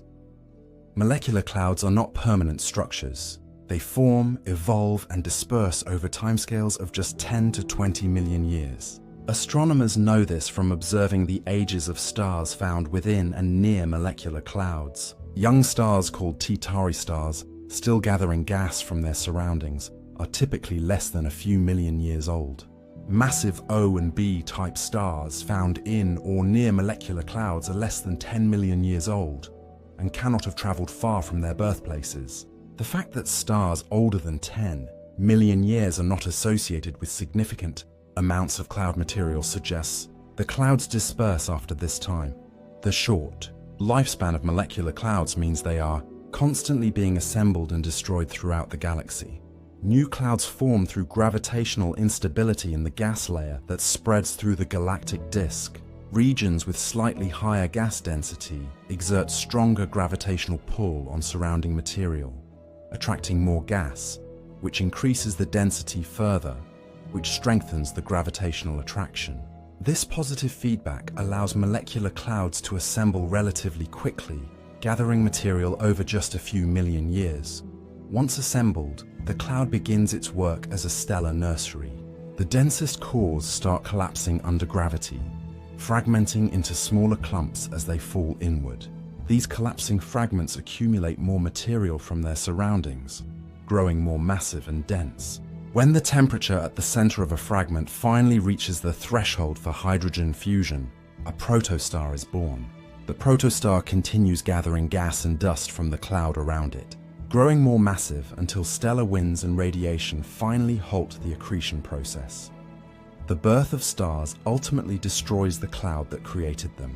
Young stars emit intense ultraviolet radiation that ionizes and heats the surrounding gas, causing it to evaporate in formations called champagne flows. Stellar winds from massive stars push material away, dispersing the cloud. After approximately 2% of the cloud's mass has been converted into stars, these feedback processes become strong enough to disrupt and disperse the remaining cloud material. The cycle closes when this dispersed gas cools, again and eventually collects into new molecular clouds through gravitational instability. The transformation from molecular cloud core to protostar happens gradually over hundreds of thousands of years. Within a dense core, gravity finally overcomes all the forces that resist it. The core begins contracting, pulling matter from all directions toward its center. As the gas falls inward, it releases gravitational potential energy, which converts to heat. The temperature at the center begins rising, climbing from just 10 degrees above absolute zero to hundreds, then thousands of degrees. The collapsing core does not fall uniformly. It starts from the inside and spreads outward, with the central regions collapsing first, while the outer layers follow later. This inside-out collapse creates a central concentration of matter that grows steadily more massive as material continues falling inward from the surrounding envelope. This central object, still gathering mass and not yet hot enough for nuclear fusion, is the protostar. A protostar is a stellar embryo, an object in transition between a collapsing gas cloud and a true star.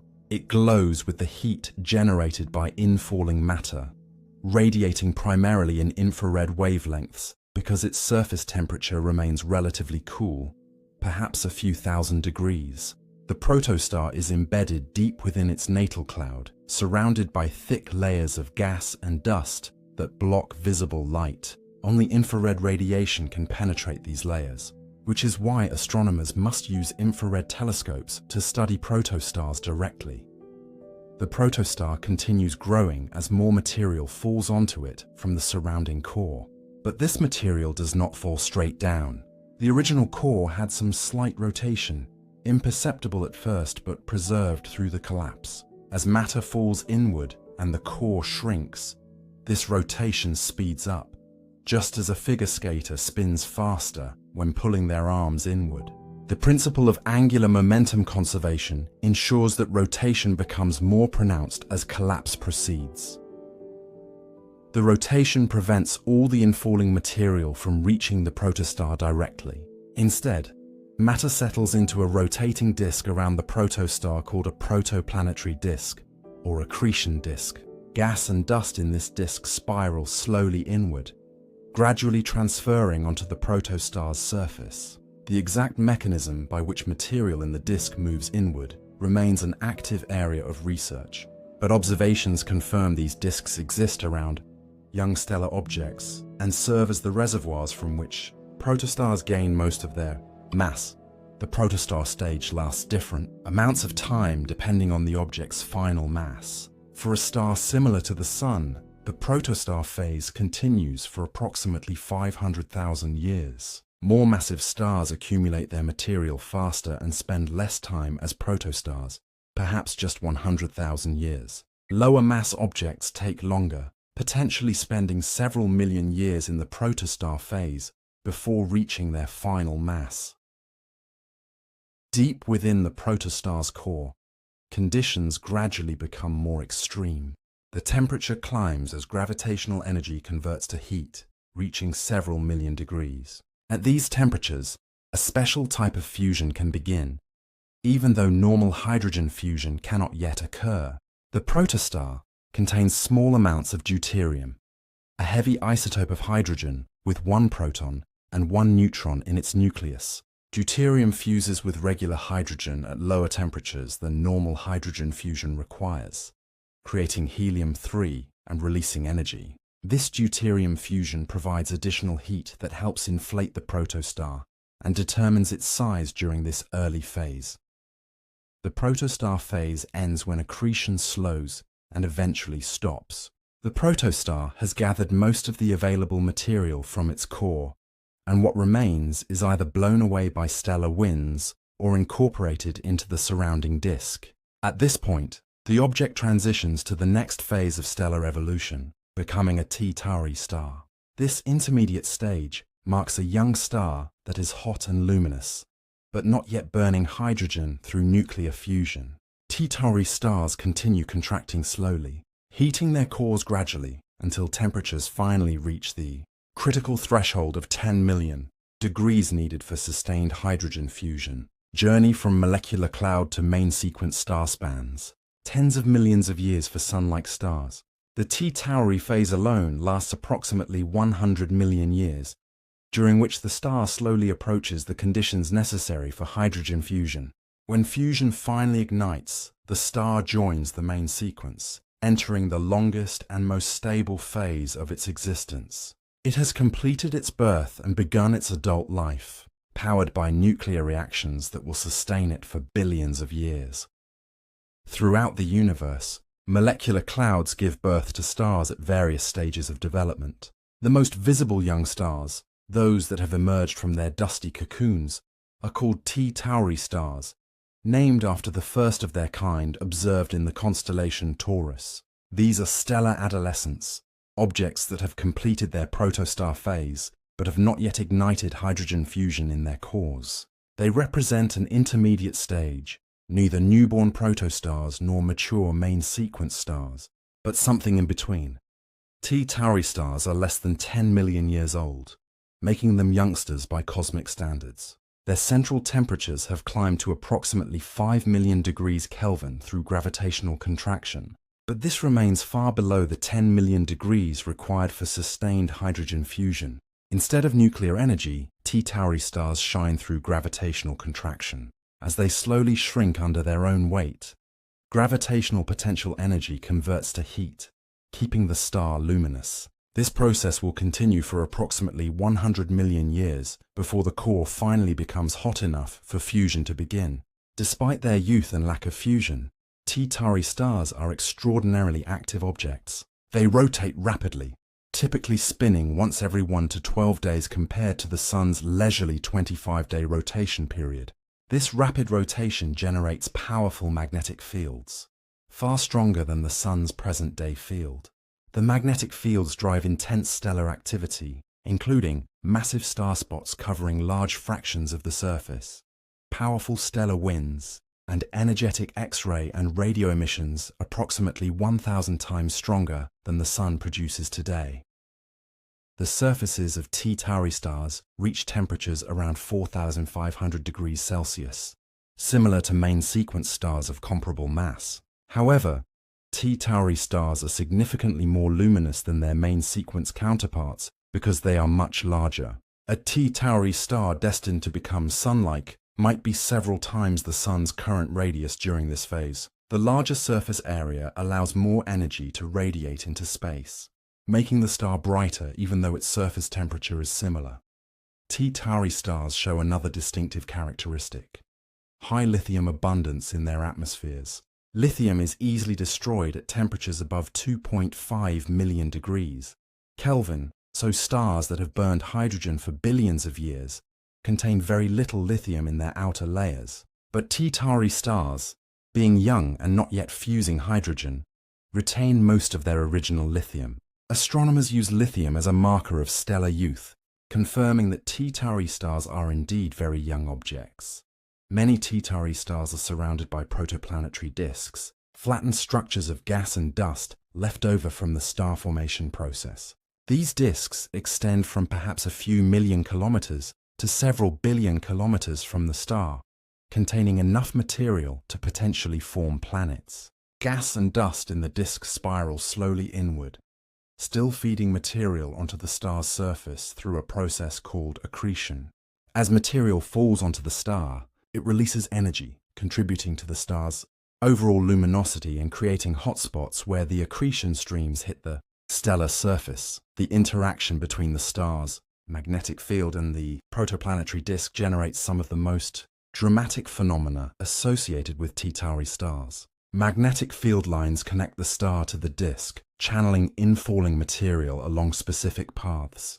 Some T-Tauri stars launch powerful bipolar jets, streams of gas ejected at high velocities along the star's rotation axis. These jets can extend for light years into space, creating spectacular structures visible in images taken by modern telescopes. The jets help remove angular momentum from the system, allowing material to continue falling from the disk onto the star. T-Tauri stars are highly variable, changing their brightness irregularly over timescales ranging from hours to years. The prototype star T-Tauri itself varies between 9th and 11th magnitude over periods of days to weeks, with no predictable pattern. This variability arises from multiple causes: star spots rotating in and out of view as the star spins, accretion rate fluctuations as clumps of material fall from the disk onto the star, and perhaps obscuration by dust clouds in the surrounding disk. Each T-Tauri star shows its own unique pattern of variability, making them challenging but fascinating objects to study. As you rest here in the darkness, your breathing slow and steady, you might imagine our own sun passing through this turbulent phase approximately 4.6 billion years ago. The young sun spun rapidly, its powerful magnetic field driving fierce stellar winds that swept through the nascent solar system. The protoplanetary disk around the young sun contained the material that would eventually coalesce into planets, asteroids, and comets. The solar system's architecture was shaped during this era, as the T-Tauri sun's radiation and winds cleared gas from the inner regions, leaving only rocky materials to form the terrestrial planets. The universe is now several billion years old, and the landscape of space has transformed dramatically from those early epochs when the first stars ignited in isolated dark matter halos. Galaxies have emerged, collections of millions or billions of stars bound together by gravity, each one a cosmic city shining in the darkness. These galaxies are not scattered randomly through space, but follow the patterns laid down by dark matter's invisible architecture, clustering along filaments and gathering at nodes in the cosmic web. Galaxies do not exist in perfect isolation. They move through space, carried by the universe's expansion, but also drawn by gravity toward concentrations of mass. Where multiple galaxies gather in the same region, their mutual gravitational attraction brings them closer together over time. Eventually, some galaxies approach so closely that their gravitational fields begin to interact, pulling on each other's stars and gas. In a cosmic interaction that unfolds over hundreds of millions of years, these galaxy interactions and mergers represent one of the most important processes shaping galactic evolution. When two galaxies pass near each other, their stars do not collide. The distances between individual stars are so vast that physical collisions are extraordinarily rare. Instead, the galaxies interpenetrate, with stars from one galaxy passing through the spaces between stars in the other. But gravity acts across all these distances, and the gravitational pull from each galaxy's stars and dark matter affects the other galaxy profoundly. The gravitational interaction creates tidal forces, similar to how the moon's gravity creates tides in Earth's oceans. The side of each galaxy facing the other experiences stronger gravitational pull than the far side, because gravity weakens with distance. This difference in gravitational strength stretches the galaxies, pulling matter toward the companion. Long streams of stars and gas get drawn out from each galaxy, extending into intergalactic space, like cosmic ribbons unfurling in slow motion. These tidal streams can stretch for hundreds of thousands of light years, containing millions or billions of stars pulled from their parent galaxies by the gravitational interaction. The streams arc gracefully through space, tracing the gravitational dance between the merging galaxies. Some stars in these streams will eventually fall back into one of the galaxies. Others may escape entirely, becoming intergalactic wanderers orbiting in the space between galaxies. When you observe images of interacting galaxies captured by modern telescopes, The tidal streams appear as faint wisps and bridges connecting the galaxies. These structures reveal the ongoing gravitational interaction, showing how matter flows from one galaxy toward another. The shapes created by merging galaxies are diverse and often strikingly beautiful. Long tails, connecting bridges, distorted spirals, and asymmetric clouds of stars that bear little resemblance to the orderly spiral or elliptical forms of isolated galaxies. The interaction does more than simply rearrange stars. It also affects the gas within the galaxies, and gas responds differently to tidal forces than stars do. Stars move on individual orbits, each following its own path determined by the combined gravitational field. But gas can collide with other gas, creating shockwaves and compression. When gas clouds from two galaxies meet, they crash together, converting their kinetic energy into heat and turbulence. The collision compresses the gas, increasing its density dramatically. This compression triggers intense bursts of star formation. The compressed gas becomes dense enough to collapse under its own gravity, fragmenting into thousands or millions of star-forming cores simultaneously. Regions that might have taken hundreds of millions of years to form stars in isolation suddenly burst into activity, creating new stars at rates 10 or even 100 times faster than normal. These starburst regions glow brilliantly with the light of newly formed massive stars, making interacting galaxies some of the most luminous objects in the universe. The starburst activity consumes gas rapidly, converting it into stars far faster than occurs in isolated galaxies.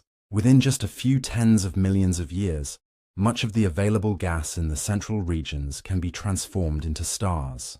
This rapid consumption changes the galaxy's future evolution, because once the gas is gone, star formation must cease.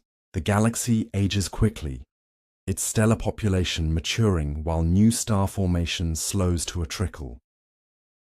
As galaxy mergers progress, the two galaxies do not simply pass by each other and continue on their separate ways. Gravity ensures they remain bound together. After their first close approach, the galaxies swing away from each other, carried by their momentum, but gravity pulls them back. They approach again, pass through each other a second time, and swing out once more. With each passage, the galaxies lose energy through a process called dynamical friction, where gravitational interactions with dark matter and stars gradually slow their relative motion. The orbits decay over hundreds of millions of years, with each successive passage bringing the galaxies closer together and reducing their separation. Eventually, after perhaps 3 to 5 close approaches, the two galaxies can no longer remain distinct. Their cores merge, combining into a single gravitational center. The stars from both galaxies intermingle, creating a new, larger system born from the union of its parents. The nature of the final product depends largely on what kinds of galaxies merged and how much gas they contained. When two spiral galaxies of roughly equal size collide, what astronomers call a major merger, the result is typically an elliptical galaxy. The orderly rotation of stars in the original spiral disks gets completely disrupted by the gravitational chaos of the merger. Stars that once moved in circular orbits within thin disks are scattered onto random, elongated orbits, filling a three-dimensional ellipsoidal volume. This transformation occurs through a process called violent relaxation, where the gravitational potential of the system changes so rapidly during the merger that stars lose all memory of their original orbits. The merger converts the ordered rotational energy of the spiral galaxies into random motion, with stars moving in every direction rather than all rotating the same way around a common center. The resulting elliptical galaxy contains little organized rotation, dominated instead by stars on chaotic orbits that give the galaxy its smooth, ellipsoidal shape. Elliptical galaxies appear very different from spirals. They have no disk, no spiral arms, no distinct structure at all beyond a smooth concentration of stars that gradually fades with distance from the center. They contain very little gas, because most gas was either consumed in the starburst triggered by the merger or blown away by stellar winds and supernova explosions from the burst of star formation. Without gas to form new stars, elliptical galaxies become dominated by old red stars. They are cosmic retirement communities, places where star formation has essentially ceased. Computer simulations show that major mergers between spiral galaxies naturally produce systems with the properties observed in real elliptical galaxies. The simulated merger remnants have the right shapes, the right distributions of stellar velocities, and the right relationships between size, brightness, and other properties. The match between simulations and observations provides strong evidence that major mergers are indeed the primary mechanism creating elliptical galaxies. Not all mergers are equal in size.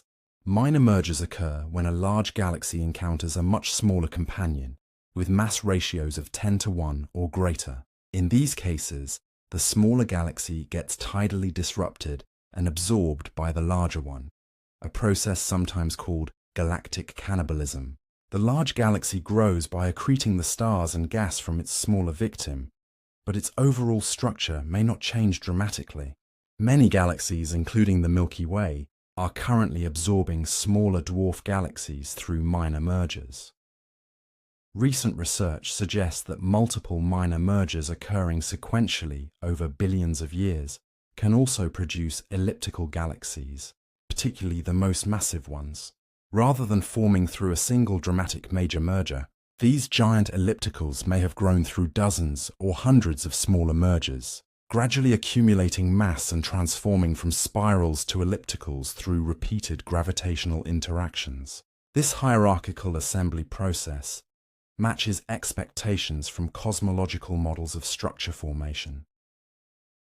The timescale for a complete merger depends on the masses and initial separation of the galaxies involved. For two large spiral galaxies, the process from first approach to final coalescence typically takes 1 to 2 billion years. During this time, the galaxies perform their gravitational dance, swinging around each other multiple times before finally merging. For smaller galaxies being absorbed by larger ones, the process can be faster, perhaps just a few 100 million years. Galaxy mergers affect more than just stars and gas. Nearly every large galaxy contains a supermassive black hole at its center, an object millions or billions of times more massive than the Sun. When two galaxies merge, their supermassive black holes must eventually meet, drawn together by the same gravitational forces that merged the galaxies themselves. This process unfolds over hundreds of millions of years. Initially, when the galaxies first begin interacting, the black holes remain embedded in their respective galactic cores, separated by hundreds of thousands of light years. As the merger progresses and the galactic cores spiral closer together, the black holes move inward with them. Dynamical friction, gravitational interactions with surrounding stars and dark matter, slows the black holes' motion relative to each other, causing them to sink toward the center of the merged system. Eventually, the two supermassive black holes find themselves in the same region, separated by perhaps just a few thousand light years. They begin orbiting each other, forming a binary black hole system. As they orbit, they continue interacting gravitationally with nearby stars. When a star passes close to the binary, it can receive a gravitational slingshot, gaining energy and speed. This energy must come from somewhere, and it comes from the binary's orbital energy. The black holes move slightly closer together with each stellar encounter. This process brings the black holes to separations of perhaps 10 to 100 light years, close by cosmic standards but still far apart compared to the black holes themselves. At this point, a challenge emerges that astronomers call the final parsec problem. The region immediately around the binary has been cleared of stars by previous gravitational encounters. Without nearby stars to extract energy from the binary, the black hole's approach slows dramatically. They could potentially remain separated at this distance for billions of years, neither merging nor moving significantly closer. Recent observations have discovered binary supermassive black holes at various stages of this process. In the galaxy UGC 4211, Two black holes orbit each other at a separation of just 750 light-years, the closest pair ever directly observed. In the galaxy B2-0402+379, two black holes with a combined mass of 28 billion times the Sun orbit at a separation of just 24 light-years. These black holes appear to have been locked in the same orbital dance for over 3 billion years, their tremendous mass having cleared the surrounding regions so thoroughly that nothing remains to extract more energy from their orbit. Yet theory predicts that supermassive black holes must eventually merge. When the separation shrinks to less than 1/10 of a light-year, a new mechanism takes over. The orbiting black holes generate gravitational waves, ripples in space-time itself that carry energy away from the system. As the black holes lose energy to gravitational radiation, they spiral closer together, accelerating as they approach. The gravitational waves grow stronger and more frequent, carrying away more energy and driving the black holes together even faster. The final moments unfold rapidly by cosmic standards. The black holes spiral together over perhaps a few million years, their orbital period shrinking from decades to years to days to hours. When they finally touch, they merge into a single, more massive black hole. The merger releases tremendous energy in the form of gravitational waves, creating space-time ripples that propagate outward at the speed of light, carrying information about the cosmic collision across the universe. These gravitational waves from merging supermassive black holes contribute to what scientists call the gravitational wave background, a faint, cosmic hum of space-time ripples from black hole mergers throughout the universe's history. Astronomers are working to detect this background, using networks of pulsars as cosmic clocks, searching for the telltale patterns that would reveal countless supermassive black hole mergers, occurring across billions of years of cosmic time. The universe continues its gravitational dance, galaxies merging and reforming, black holes spiraling together and coalescing. Each merger reshapes cosmic structure, redistributing matter and energy across vast scales. Through this ongoing process of collision and coalescence, the universe builds ever larger structures from smaller pieces, following patterns established by those ancient quantum fluctuations in the universe's first instant. As you rest here in the quiet darkness, breathing slowly and deeply, consider how galaxy mergers have shaped the cosmic landscape over billions of years. Observations reveal that the average massive galaxy has undergone approximately 3 major mergers over the past 10 billion years, each one more than doubling its mass. These collisions are not rare catastrophes, but essential processes in galaxy evolution, transforming the universe's galactic population from predominantly spiral galaxies in the early universe to a mix that includes many massive elliptical galaxies today. The Milky Way itself has almost certainly experienced at least one significant merger during its history, an event that radically changed its structure and formation. Evidence for this ancient collision appears in the motions of stars in the galactic halo, streams of stars that trace the gravitational disruption of smaller galaxies absorbed billions of years ago. The Milky Way continues this process even now, gradually consuming several dwarf galaxies that orbit in its outer regions, including the large and small Magellanic Clouds. This hierarchical pattern of structure formation, small objects merging to build larger ones, which then merge to create even larger structures, follows directly from the physics of gravity and the initial conditions set by quantum fluctuations in the early universe. Dark matter halos assembled first, small halos forming early and merging over billions of years to create the massive halos that host large galaxies today. The visible galaxies followed the same pattern, growing through mergers and gas accretion throughout cosmic history. The merger process has profound effects beyond simply making galaxies larger. When spiral galaxies merge, the orderly rotation of their stellar disks transforms into the random orbits characteristic of elliptical galaxies. This morphological transformation represents one of the most important ways mergers shape galactic evolution. Studies show that essentially all the morphological evolution in massive galaxies results from mergers, with major mergers contributing significantly early in cosmic history and minor mergers becoming increasingly important after the universe reached half its current age. Mergers also drive gas toward galactic centers, triggering intense bursts of star formation and feeding supermassive black holes. However, only about 1/3 of all the stellar mass and black hole mass in the universe today formed directly through merger-driven processes. The remaining 2/3 accumulated through steady gas accretion and gradual star formation in isolated galaxies. Both processes work together, with mergers providing dramatic transformations and steady accretion building mass over longer timescales. The future holds more mergers. The Milky Way and the Andromeda Galaxy are gravitationally bound to each other, approaching at tremendous speed. Computer simulations predict they will collide in approximately 4 to 5 billion years. During this collision, the Sun and Solar System will likely be flung into a different orbit, possibly ejected to the outer regions of the merger remnant. The two spiral galaxies will eventually combine into a single large elliptical galaxy, transforming the night sky for any observers that might exist on Earth billions of years from now.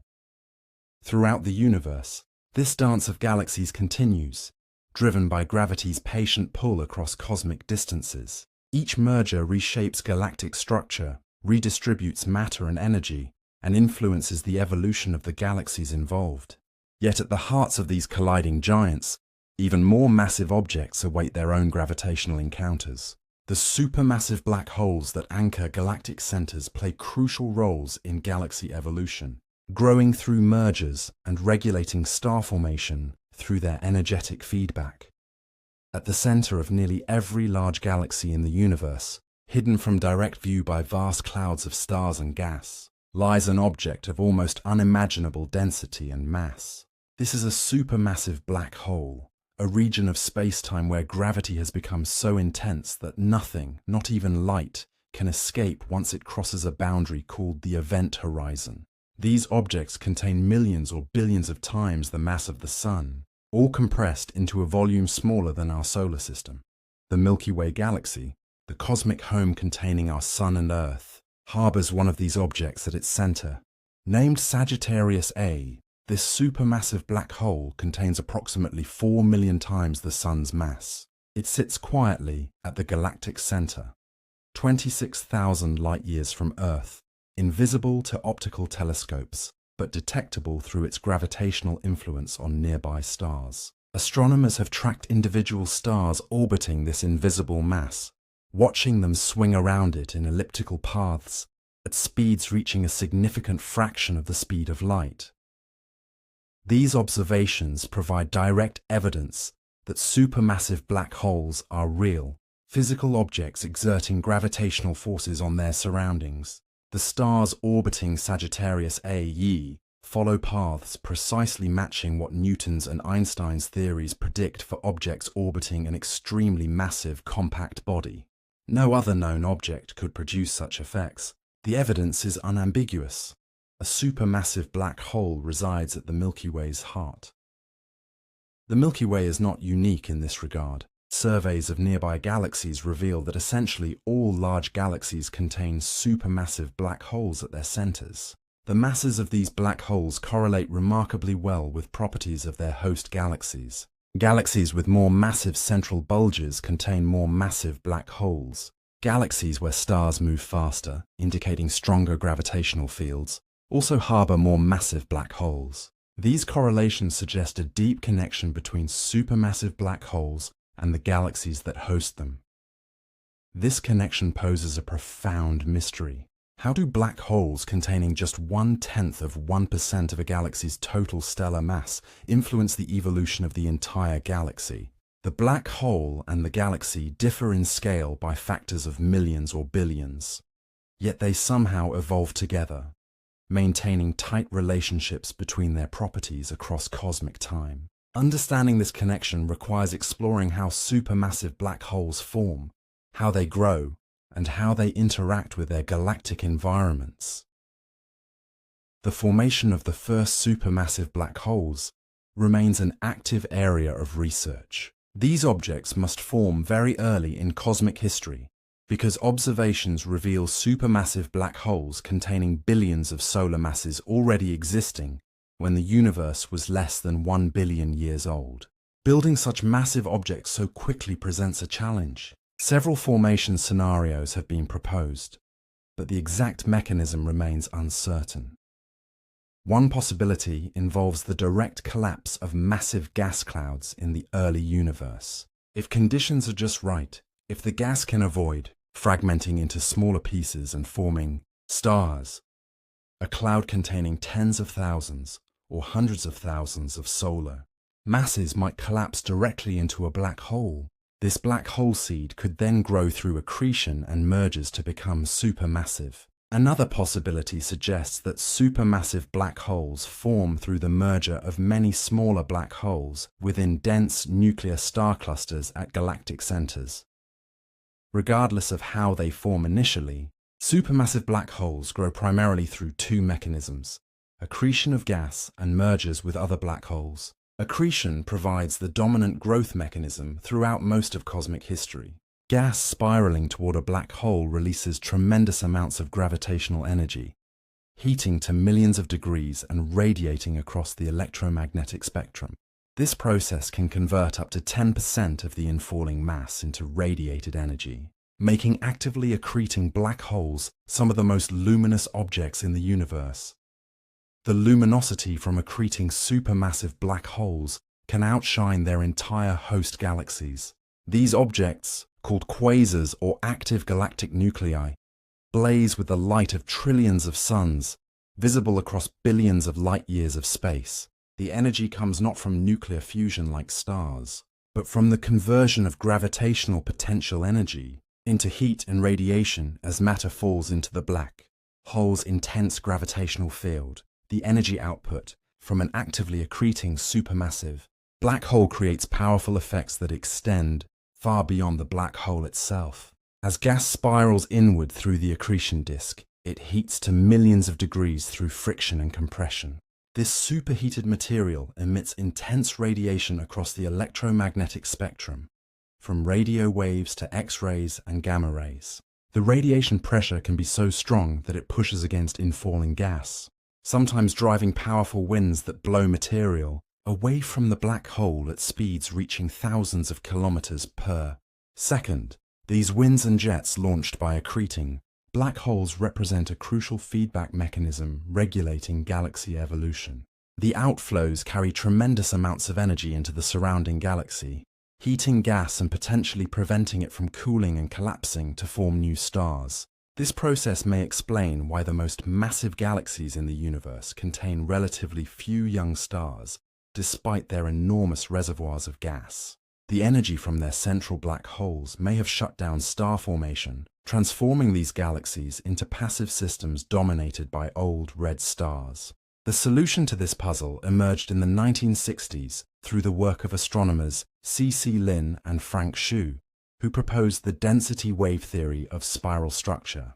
According to this theory, spiral arms are not material structures, but density waves, regions where stars and gas temporarily become more concentrated as they move through the disk.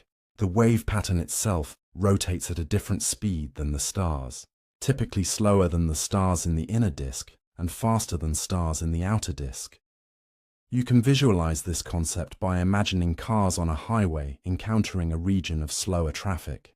The cars bunch together as they enter the slow region, creating higher density, then spread out again as they leave it.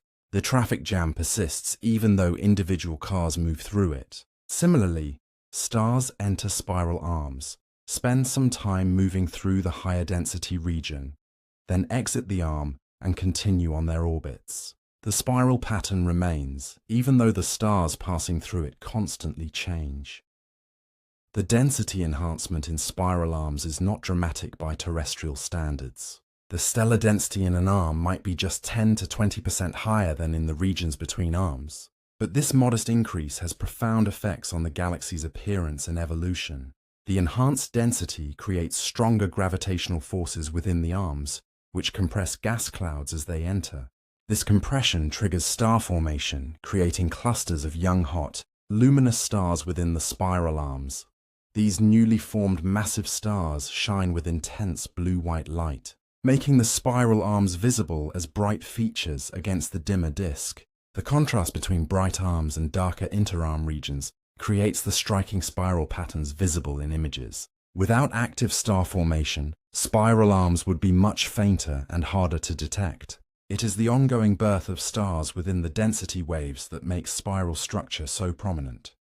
The young stars born in spiral arms do not remain there forever. They continue orbiting the galactic center on their own paths, eventually moving out of the spiral arm into the interarm region. But massive stars live only a few million years before exploding as supernovae. By the time they leave the spiral arm, many have already died. This is why spiral arms appear so blue.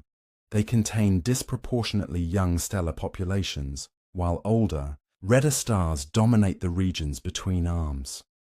The spiral arms visible in galaxies like the Milky Way represent just one type of galactic architecture.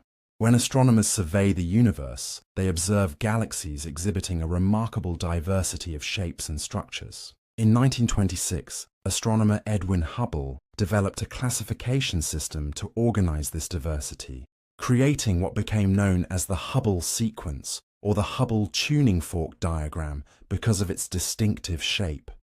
Hubble divided galaxies into three primary categories based on their visual appearance: elliptical galaxies, spiral galaxies, and irregular galaxies. This classification system, though nearly a century old, remains the most widely used framework for categorizing galaxies in both professional research and amateur astronomy. Each category represents fundamentally different galactic architectures, shaped by distinct formation histories and evolutionary pathways. Elliptical galaxies appear as smooth, featureless concentrations of stars with elliptical or spherical shapes. They show no spiral arms, no distinct disk structure, and very little gas or dust. The stars within elliptical galaxies move on random elongated orbits rather than rotating orderly around a common center. This chaotic motion gives elliptical galaxies their smooth appearance, with stars distributed throughout a three-dimensional ellipsoidal volume. The galaxies are classified from E0 for nearly spherical systems to E7 for highly elongated ones, with the number indicating the degree of ellipticity. Most elliptical galaxies contain predominantly old, red stars and show little evidence of ongoing star formation. Without significant gas reserves to fuel new stellar birth, these galaxies represent aging stellar populations, cosmic retirement communities, where star formation occurred billions of years ago and has since ceased. The largest galaxies in the universe are typically giant elliptical galaxies, containing trillions of stars and residing at the centers of massive galaxy clusters.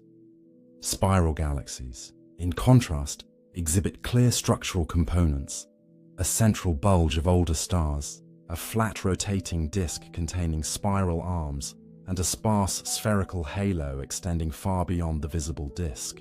The spiral arms within the disk-mark regions of active star formation, appearing bright and blue from the light of young, massive stars. These galaxies rotate in an organized fashion, with stars, gas, and dust orbiting the galactic center in roughly circular paths within the disk.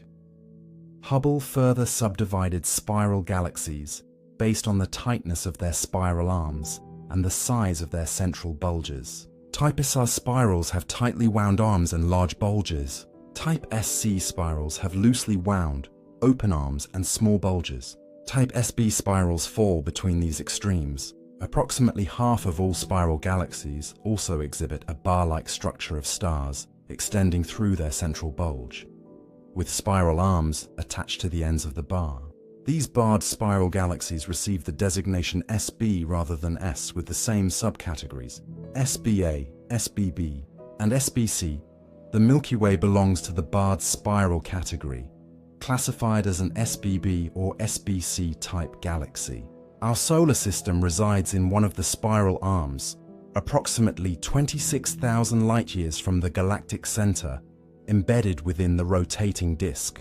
From our position within the galaxy, we cannot directly observe the Milky Way's overall structure, but careful mapping of stars and gas reveals the bar and spiral pattern. Between elliptical and spiral galaxies on the Hubble sequence sit lenticular galaxies, designated S0 or SB0. These transitional objects possess both a central bulge and an extended disk like spiral galaxies, but they lack spiral arms and contain little gas for star formation. Lenticular galaxies appear as smooth disks, their structure falling somewhere between the featureless ellipticals and the structured spirals. They may represent spiral galaxies that have exhausted their gas supplies, or elliptical galaxies that have acquired disks through interactions. Irregular galaxies form the fourth major category, encompassing all galaxies that do not fit neatly into the elliptical, spiral, or lenticular classifications. These galaxies lack organized structure, appearing as chaotic collections of stars, gas, and dust with no clear pattern. Many irregular galaxies result from gravitational interactions or mergers between larger galaxies, their structures disrupted by tidal forces. Others are small dwarf galaxies that never developed organized structure. The diversity of galactic architectures reflects the complex interplay of physical processes shaping galaxy evolution. Initial conditions set during galaxy formation, subsequent merger histories, gas accretion rates, and environmental influences all contribute to determining whether a galaxy becomes an elliptical, a spiral, or something in between. The architecture you observe today represents billions of years of gravitational sculpting, star formation, and cosmic evolution. The diversity in galactic architecture reflects more than just aesthetic variety. It tells the story of each galaxy's evolutionary history. Spiral galaxies like the Milky Way maintain their structure through a delicate balance. They possess abundant gas supplies that continuously form new stars, particularly within the spiral arms. This ongoing star formation keeps the galaxy vibrant and blue, with prominent spiral patterns traced by young stellar populations. The rotation of spiral galaxies plays a crucial role in maintaining their structure. The disk rotates differentially, with inner regions completing orbits faster than outer regions. This rotation, combined with the galaxy's self-gravity, helps maintain the flat disk geometry. The spiral arms themselves rotate at a pattern speed different from the stars, allowing the density wave to persist even as individual stars move through it. This elegant mechanism ensures that spiral structure can survive for billions of years through hundreds of complete galactic rotations. Elliptical galaxies tell a different story. Their smooth, featureless appearance and lack of organized rotation suggest violent pasts. Most elliptical galaxies likely formed through major mergers between spiral galaxies, events that completely disrupted the orderly rotation and transformed structured disks into chaotic, three-dimensional distributions of stars. The merger process heated the stellar orbits, converting ordered rotation into random motion. This violent relaxation destroyed any pre-existing spiral structure, creating the smooth elliptical forms observed today. The gas content, or lack thereof, fundamentally distinguishes these galactic types. Spiral galaxies retain significant gas reservoirs, typically several % of their total mass, providing fuel for ongoing star formation. This gas resides primarily in the disk, concentrated along spiral arms where compression triggers stellar birth. Elliptical galaxies, by contrast, contain very little gas, usually less than 1% of their mass. Most of their gas was either consumed in the intense starburst that accompanied their formation or expelled by powerful stellar winds and supernova explosions. This difference in gas content creates a fundamental divide in stellar populations. Spiral galaxies contain stars of all ages, from ancient population 2 stars in their halos to brand new stars forming today in their disks.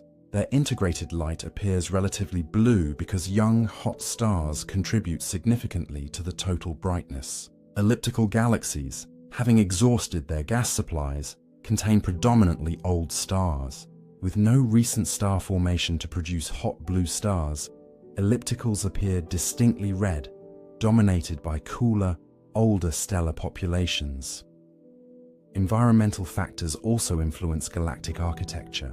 Galaxies in dense galaxy clusters experience more frequent interactions and mergers than isolated field galaxies. Cluster environments contain hot intergalactic gas that can strip away a galaxy's own gas reserves through a process called ram pressure stripping, effectively shutting down star formation even in galaxies that have not undergone major mergers. This environmental quenching helps explain why galaxy clusters contain higher fractions of elliptical and lenticular galaxies compared to less dense regions.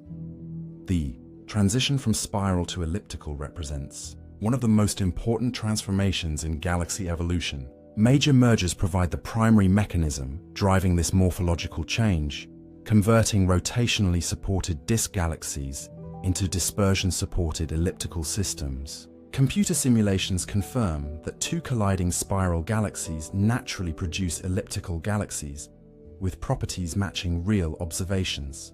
The process takes approximately 1 to 2 billion years from first approach to final coalescence, during which the galaxies perform a gravitational dance that ultimately destroys their separate identities. As you breathe slowly in the darkness, you can reflect on this cosmic architecture. The spiral patterns traced by density waves, the smooth elliptical forms born from ancient collisions, the irregular galaxies disrupted by gravitational interactions. Each structure tells a story billions of years in the making, shaped by gravity's patient sculpting across cosmic time. You have journeyed from the universe's first instant through the formation of stars and galaxies, witnessing gravity's patient work across billions of years. But individual galaxies do not float randomly through space. When astronomers map the positions of millions of galaxies across vast cosmic volumes, a stunning pattern emerges. Galaxies arrange themselves in an intricate network of filaments and sheets surrounding vast empty regions, creating what scientists call the cosmic web. This cosmic web represents the largest scale structure in the universe, a pattern extending across billions of light years. The structure resembles a three-dimensional spider's web, with dense filaments connecting massive nodes where galaxy clusters reside. Between the filaments stretch enormous voids, regions containing very few galaxies spanning hundreds of millions of light years across. The universe on its grandest scale looks more like foam or Swiss cheese than a uniform distribution of matter. The cosmic web's architecture traces back to those quantum fluctuations in the universe's first instant, the tiny density variations that existed in the early universe, amplified by cosmic inflation and preserved in the cosmic microwave background, determined where matter would eventually accumulate. Regions that were slightly denser attracted more matter through gravity, growing into progressively larger structures over billions of years. The pattern evolved hierarchically, with small structures forming first and merging to create larger ones, ultimately producing the vast network visible today. Dark matter forms the cosmic web's invisible scaffolding, comprising approximately 5/6 of its total mass. This invisible material dominates the gravitational forces shaping the web's structure, providing the framework upon which ordinary matter accumulates. Dark matter filaments stretch across hundreds of millions of light years, connecting dense nodes and guiding the flow of gas and galaxies along gravitational pathways. Without dark matter's gravitational influence, the cosmic web could not exist in its observed form. Ordinary matter follows dark matter's lead, flowing along the filaments and accumulating at the nodes. The gas between galaxies, called the intergalactic medium, permeates the cosmic web with temperatures and densities varying dramatically depending on location.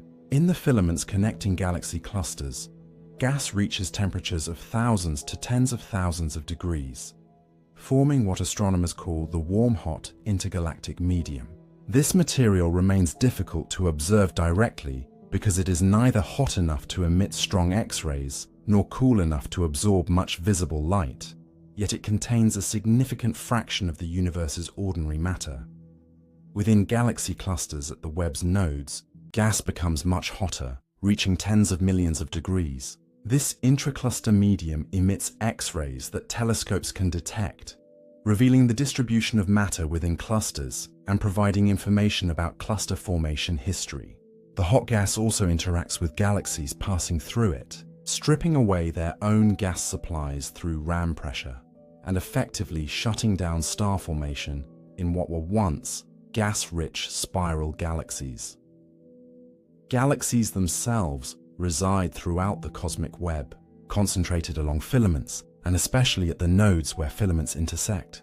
The densest concentrations form galaxy clusters, massive gravitationally bound systems containing hundreds to thousands of galaxies. These clusters mark the web's most massive structures, places where multiple filaments converge and matter has accumulated most intensely. Between the filaments, in the vast voids, galaxies are rare, with densities sometimes 1/10 or less than the cosmic average. The first galactic wall discovered, called the Coma Wall, stretches approximately 500 million light-years in length and 300 million light-years from Earth. Subsequent surveys revealed even larger structures, most notably the Sloan Great Wall, spanning about 1.4 billion light-years across space. These immense structures represent groupings of superclusters, collections of galaxy clusters, arranged in sheet-like configurations. Despite their enormous lengths, these walls are relatively thin, typically just 20 million light-years deep. The voids between the cosmic web's filaments represent some of the universe's most underdense regions. These cosmic deserts span typical diameters of 100 to 400 million light-years, containing very few galaxies compared to the filaments and clusters. The voids are not completely empty. They contain sparse populations of small dim galaxies and tenuous gas, but their densities drop to 1/10 or less of the cosmic average. The largest voids can reach 500 million light-years across, vast regions where galaxy encounters become extraordinarily rare. The cosmic web has not always looked as it does today.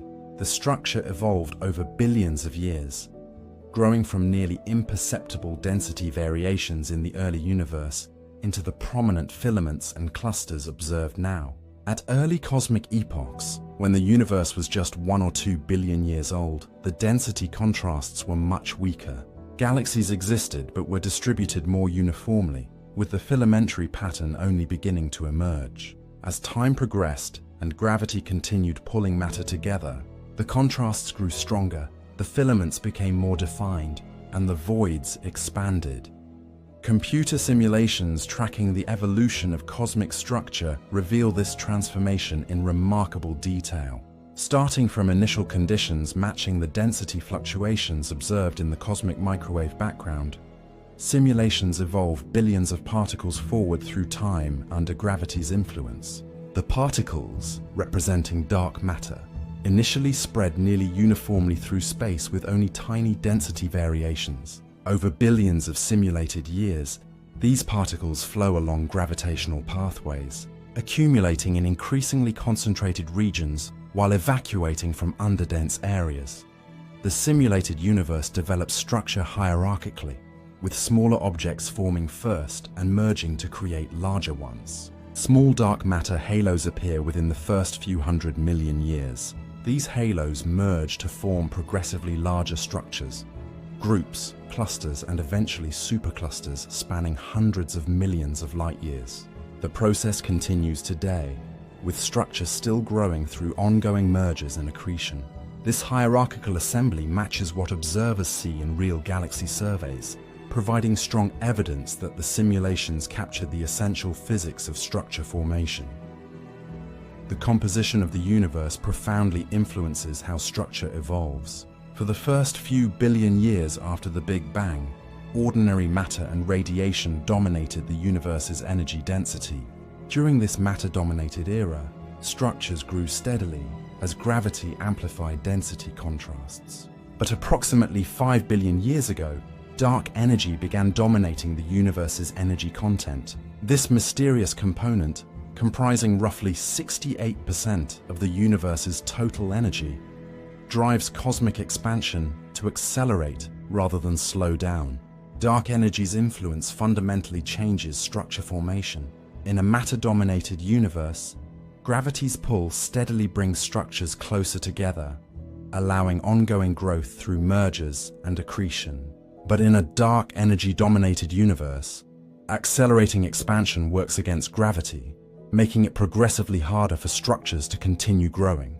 Regions that have already collapsed into gravitationally bound systems like galaxy clusters remain stable, but new structures become increasingly difficult to assemble as expansion accelerates. The universe has entered an era where large-scale structure formation is slowing and will eventually cease entirely as dark energy pushes everything farther apart. The study of large-scale structure provides crucial tests of cosmological theories. The sizes and distributions of filaments, clusters, and voids depend sensitively on cosmological parameters, including the amounts of dark matter and dark energy, the universe's expansion rate, and the properties of the initial density fluctuations. By measuring the clustering of galaxies at different cosmic epochs and comparing these measurements to theoretical predictions, astronomers can constrain these parameters and test cosmological models. The cosmic web stretches as far as telescopes can observe, extending billions of light-years in every direction from Earth.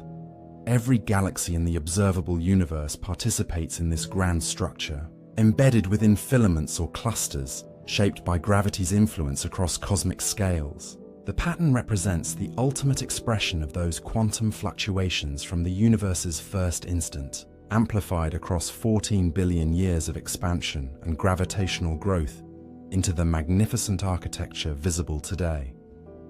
As you rest in the quiet darkness, your breath flowing gently, you can contemplate this cosmic tapestry stretching across unimaginable distances, connecting everything that exists in an intricate web of gravity and space-time. The universe's journey from near-perfect uniformity to the intricate cosmic web visible today spans nearly 14 billion years of continuous evolution. In the earliest epochs, just a few 100 million years after the Big Bang, the density contrast remained subtle. Dark matter had begun accumulating in the densest regions, but the differences between high-density and low-density areas were modest. The universe appeared far more homogeneous than it does now, with matter distributed relatively evenly across cosmic scales. As billions of years passed, gravitational amplification steadily increased these contrasts. Regions that started slightly denser attracted more matter from their surroundings, growing progressively denser while simultaneously draining matter from nearby underdense regions. This positive feedback loop created an ever-widening gap between the densest and least dense areas. The filaments became more pronounced, the clusters more massive, and the voids more empty. The cosmic web's pattern grew sharper and more defined with each passing billion years.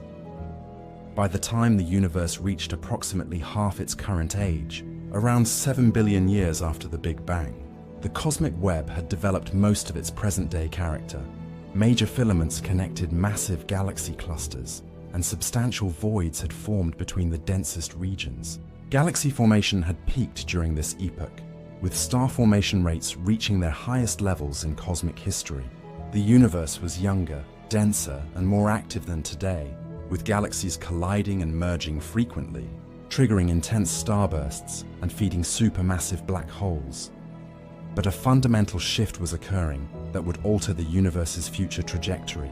Dark energy, a mysterious component comprising roughly 68% of the universe's total energy content, began dominating cosmic expansion. For the first several billion years, matter's gravitational attraction had been slowing the universe's expansion, inherited from the Big Bang's initial outward push. But as the universe expanded and matter density decreased, dark energy's influence grew stronger relative to gravity's pull. Approximately 5 to 6 billion years ago, dark energy's repulsive effect overcame matter's attractive gravity, causing the universe's expansion to accelerate rather than decelerate. This cosmic acceleration represents one of the most profound discoveries in modern astronomy, revealing that the universe's expansion is not slowing down as physicists once expected, but speeding up. The more the universe expands, the faster it expands, driven by dark energy's mysterious pressure pushing space-time apart. This acceleration profoundly affects structure formation. In a decelerating universe dominated by matter, gravity steadily brings matter together, allowing structures to continue growing through mergers and accretion indefinitely. But in an accelerating universe dominated by dark energy, expansion works against gravity's pull. Structures that have already collapsed into gravitationally bound systems remain stable. Galaxy clusters will not fly apart because their internal gravity is strong enough to resist dark energy's influence. However, assembling new large-scale structures becomes progressively harder as acceleration carries distant regions farther apart, faster than gravity can pull them together.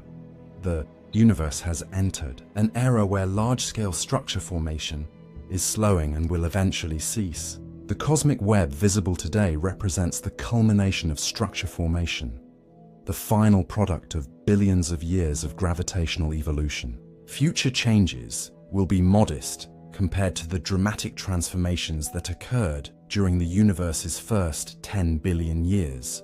Existing clusters may continue growing slowly through accretion of nearby galaxies, and ongoing mergers will reshape individual galaxies. But the overall cosmic architecture is essentially frozen in its current configuration. Looking toward the distant future, dark energy's dominance will only increase as the universe continues expanding and matter density continues declining. Billions of years from now, the cosmic web will begin dissolving as accelerating expansion carries unbound structures away from each other. Eventually, only gravitationally bound systems like galaxy clusters will remain intact, isolated islands of structure surrounded by ever-increasing emptiness. The rich tapestry of filaments and sheets connecting galaxy clusters across cosmic scales will gradually fade as expansion pulls these features apart.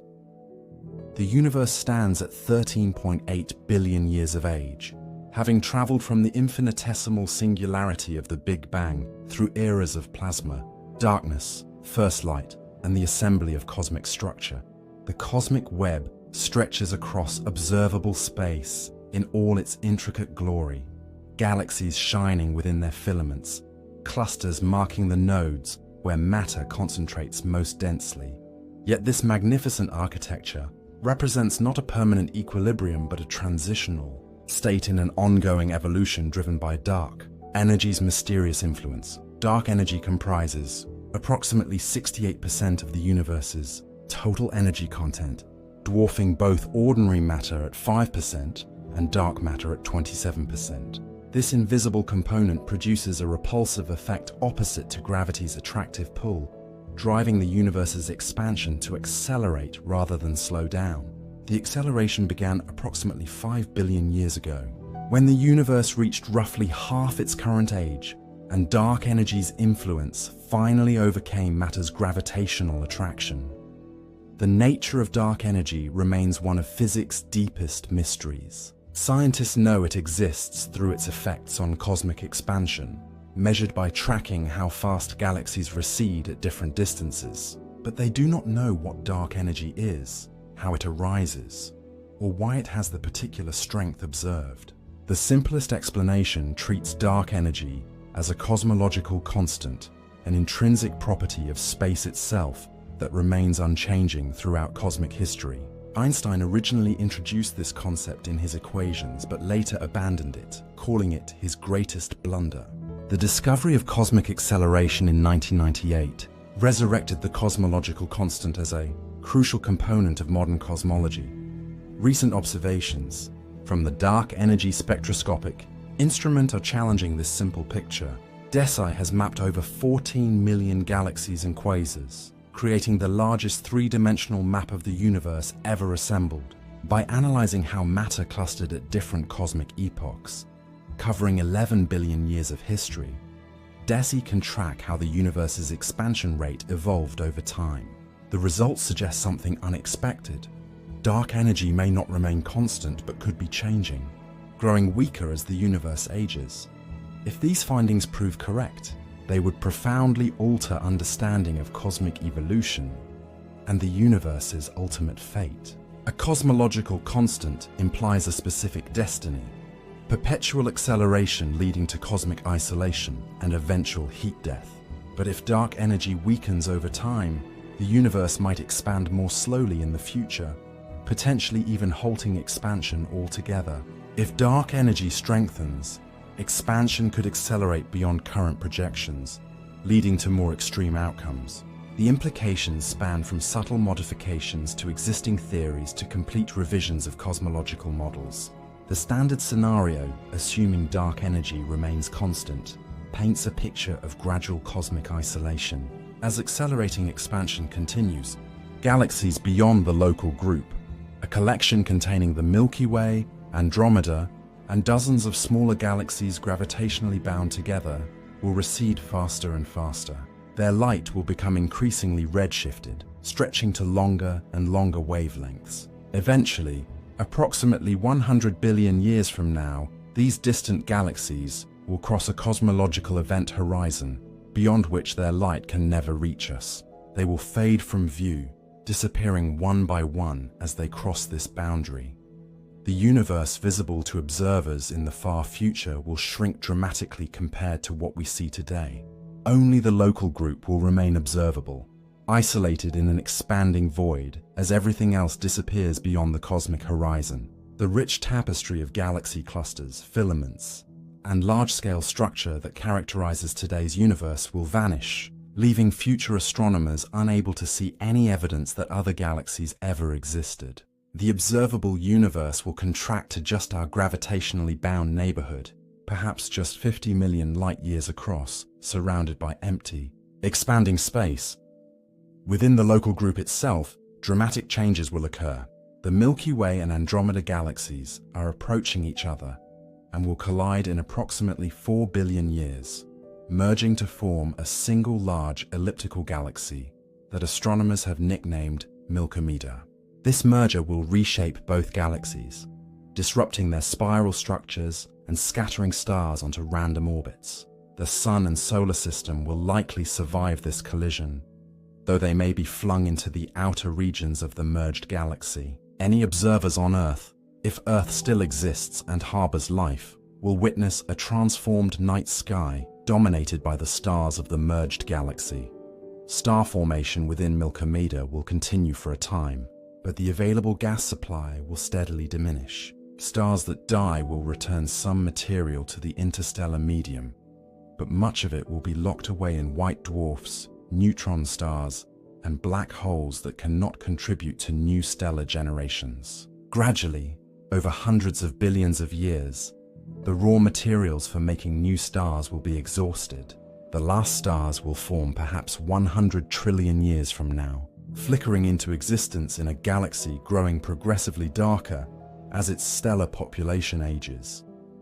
The fate of stars already shining depends on their mass. Low-mass stars like red dwarfs burn hydrogen so slowly they can shine for trillions of years, far longer than the current age of the universe. These tiny stars, comprising the majority of all stars ever formed, will be the last lights burning in the cosmos. Sun-like stars have shorter lifetimes, exhausting their fuel in approximately 10 billion years and leaving behind white dwarfs, dense stellar remnants slowly cooling over trillions of years. Massive stars live fastest and die youngest, exploding as supernovae or collapsing into neutron stars and black holes within just millions of years. By approximately 100 trillion years from now, all normal star formation will have ceased throughout the universe. The last red dwarfs will still be burning, but no new stars will replace them as they eventually exhaust their fuel. The universe will enter what cosmologists call the degenerate era, dominated by stellar remnants, white dwarfs, neutron stars, and black holes. Galaxies will become invisible in optical light, their populations consisting entirely of dark, dead objects orbiting in the gravitational wells of supermassive black holes.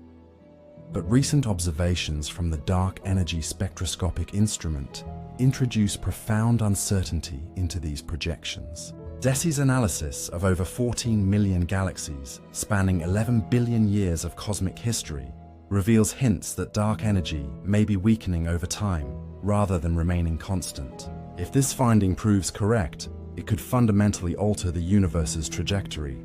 Weakening dark energy might allow gravity to eventually halt cosmic expansion, potentially leading to contraction and a big crunch, where the universe collapses back to a singularity approximately 20 billion years from now, just 33 billion years after the Big Bang. This represents a dramatic departure from the standard heat-death scenario.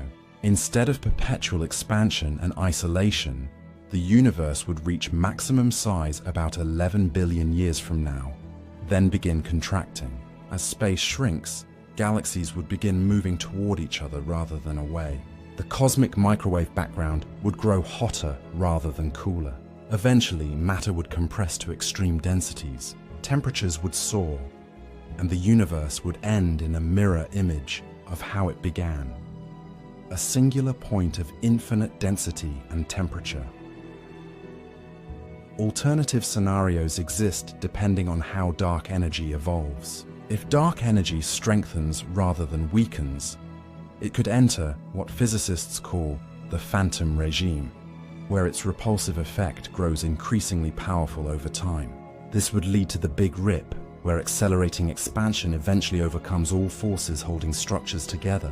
First, galaxy clusters would be torn apart, then individual galaxies, then solar systems. Eventually, even atoms would be ripped to pieces as space expands faster than the speed of light on microscopic scales. This catastrophic end would occur perhaps 22 billion years from now if dark energy follows this trajectory. The uncertainty reflects how little is understood about dark energy's fundamental nature. If it is truly a cosmological constant, its strength remains forever fixed and the heat-death scenario prevails. But if it evolves dynamically, driven by some field or mechanism not yet understood, the universe's fate remains genuinely unpredictable. Current observations hint at changes, but have not yet achieved the statistical certainty required for definitive conclusions. Future surveys will continue mapping cosmic expansion history, seeking to determine whether dark energy changes and, if so, how. As you rest here in the darkness, breathing gently, you witness a universe at a crossroads. The path ahead diverges into multiple possibilities, each leading to a different ultimate destiny. The cosmos that began in fire might end in ice, or return to fire, or tear itself apart entirely. The answer lies hidden in dark energy's secrets, waiting to be revealed through continued observation and study. The uncertainty surrounding the universe's ultimate fate reflects humanity's position in cosmic time. Standing 13.8 billion years after the Big Bang, observers witness a universe still relatively young and vibrant, filled with shining galaxies and active star formation. But this represents just a brief moment in a timeline, extending trillions of years into the future. The universe has barely begun its journey, and the most dramatic changes lie ahead rather than behind. If the standard heat-death scenario prevails, with dark energy remaining constant, the universe will grow progressively darker and emptier over incomprehensible timescales. Star formation will cease after approximately 100 trillion years, when the last reserves of gas have been exhausted. The final stars, small red dwarfs burning their fuel with extreme efficiency, will continue shining for additional trillions of years before they too exhaust their hydrogen and fade into darkness. By 10 quadrillion years from now, all nuclear fusion will have ceased, and the stelliferous era, the age of stars, will end permanently. The universe will then be populated entirely by stellar remnants, white dwarfs cooling slowly toward the temperature of the cosmic background radiation, neutron stars spinning in the darkness, and black holes of various sizes scattered throughout space. These objects will persist for extraordinary lengths of time, but they too will eventually decay. White dwarfs will cool to near absolute zero, becoming black dwarfs, cold, dense spheres of carbon and oxygen drifting through space. Even these supposedly eternal objects may eventually disintegrate if protons prove unstable, as some theories suggest. Proton decay, if it occurs, would have a half-life of at least 10 to the 34th power years, meaning that after 10 to the 36th power years or so, Even the most stable matter would dissolve into radiation. Black holes represent the most enduring structures in this far future universe. They grow by accreting matter and merging with other black holes, gradually accumulating mass over trillions of years. The supermassive black holes at galaxy centers will eventually consume much of their host galaxy's stellar remnants, growing to masses millions or billions of times greater than they are today. But even black holes are not eternal. Stephen Hawking demonstrated that black holes emit faint radiation through quantum effects at their event horizons, slowly losing mass in a process now called Hawking radiation. The timescale for black hole evaporation depends on mass. Small black holes evaporate relatively quickly. A black hole with the mass of the Sun would take 10 to the 67th power years to evaporate completely. Supermassive black holes take far longer, with the largest requiring 10 to the 100th power years or more. These are numbers beyond human comprehension, timescales dwarfing the current age of the universe by factors of trillions. Yet even these incomprehensible durations will eventually pass, and when they do, the black holes will evaporate in final bursts of radiation, leaving nothing behind. After all the black holes have evaporated, after perhaps 10 to the 100 power years, the universe will enter its final stage, the dark era. Space will contain only the most fundamental particles and radiation, all at temperatures approaching absolute zero. Photons, neutrinos, and perhaps some exotic particles will drift through an expanding void, with average particle separations measured in light years or greater. No structure will exist, no complexity, no ability to sustain any process that could be called life or information processing. The universe will have reached maximum entropy, a state of perfect equilibrium where no further change is possible. This represents the heat death, the ultimate consequence of the second law of thermodynamics applied to the entire cosmos. All the structure, all the complexity, all the magnificent architecture built over billions of years through gravity's patient work, the cosmic web, galaxy clusters, galaxies, stars, planets, perhaps life and consciousness, will have dissolved completely, leaving only a cold, dark, maximally disordered state extending infinitely through space. Yet this bleak projection assumes dark energy remains constant. Recent observations hint at alternatives. If dark energy weakens over time, the universe might cease expanding and begin contracting approximately 11 billion years from now, collapsing back to a singularity in a big crunch about 20 billion years from now. If dark energy strengthens into the phantom regime, the universe could tear itself apart in a big rip within the next 22 billion years. The true future remains genuinely uncertain, awaiting further observations to resolve dark energy's nature. As your breath flows gently in the darkness, you stand as a conscious being contemplating these vast cosmic timescales, made from atoms forged in stars, thinking thoughts enabled by billions of years of cosmic and biological evolution, witnessing a universe whose ultimate destiny remains unwritten. You have journeyed through nearly 14 billion years of cosmic history, from the infinitesimal singularity of the Big Bang to the vast cosmic web stretching across billions of light years. You have witnessed the universe's transformation from a searingly hot plasma through the cosmic dark ages, watched the first stars ignite and die, observed galaxies form and merge, and contemplated the mysterious future shaped by dark energy's invisible hand. Now, as this journey nears its conclusion, it is time to reflect on what this cosmic story reveals about our place in the universe. The cosmic perspective begins with a profound realization of scale. Earth, the planet that contains everything humans have ever known. Every civilization, every work of art, every scientific discovery, every love, every conflict, is a pale blue dot suspended in an ocean of darkness. Our planet orbits an ordinary star in the outer regions of a barred spiral galaxy containing several 100 billion other stars. That galaxy is itself just one among hundreds of billions of galaxies scattered throughout the observable universe, each containing billions or trillions of stars. When you contemplate these scales, The immediate response might be a sense of insignificance. How can anything happening on this tiny world matter in a cosmos of such incomprehensible vastness? This feeling is natural and in some ways healthy.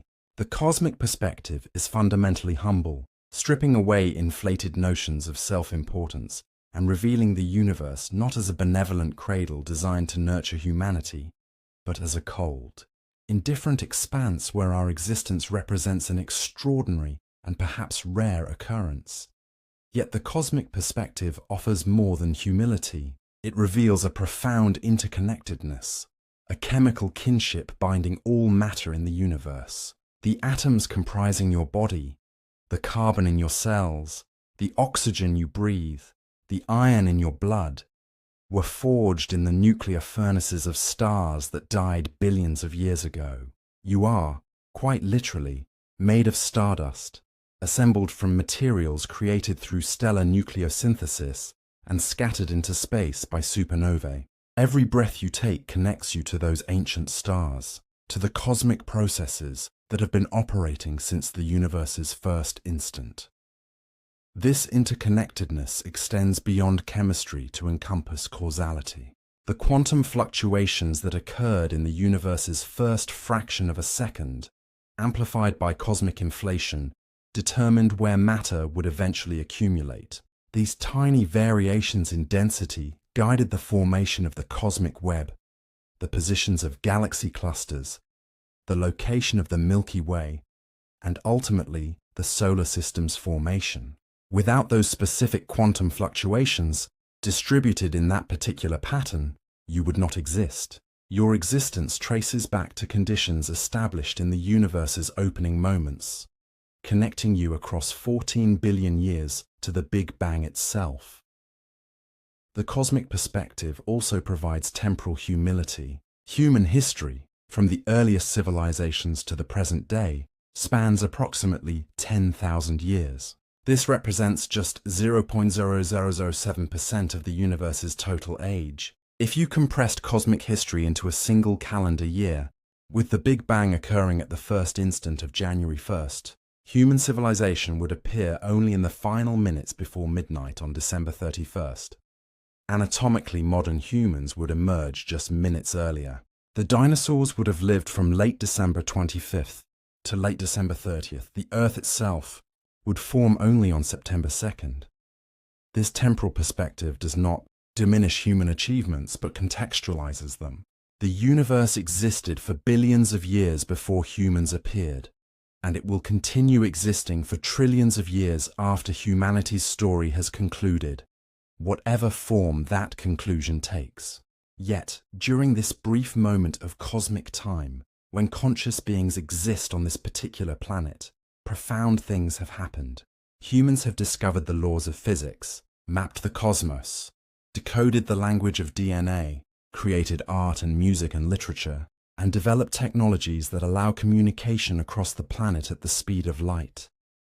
The cosmic perspective reveals that consciousness itself represents something extraordinary in the universe. As far as current observations indicate, the vast majority of the cosmos consists of lifeless matter, hydrogen and helium gas, dark matter, radiation, and the occasional stellar remnant drifting through the void. Yet here on this particular planet, orbiting an unremarkable yellow star in the outer regions of one galaxy among hundreds of billions, matter has organized itself into structures capable of contemplating the cosmos. This emergence of consciousness from unconscious matter represents one of the universe's most remarkable transformations. The atoms in your brain were forged in stellar cores, scattered by supernova, gathered into molecular clouds, incorporated into the solar nebula, assembled into Earth, and eventually organized into the intricate neural networks that generate thoughts, memories, and self-awareness. Through you, the universe has developed the capacity to observe itself, to ask questions about its own nature and history. This realization transforms the narrative of cosmic insignificance into something more nuanced. Yes, humans occupy a tiny fraction of space and time in the cosmic story, but the ability to comprehend that story, to decode the laws of physics, To reconstruct 14 billion years of cosmic history from observations of light and matter, this represents something profoundly significant. The universe spent billions of years creating the conditions necessary for consciousness to emerge. And now that consciousness can look back across those billions of years and understand how it came to be, the cosmic perspective also reveals our profound isolation and the preciousness of Earth. Among the hundreds of billions of galaxies, each containing hundreds of billions of stars, and the countless planets that surely exist around those stars, Earth remains the only world confirmed to harbour life.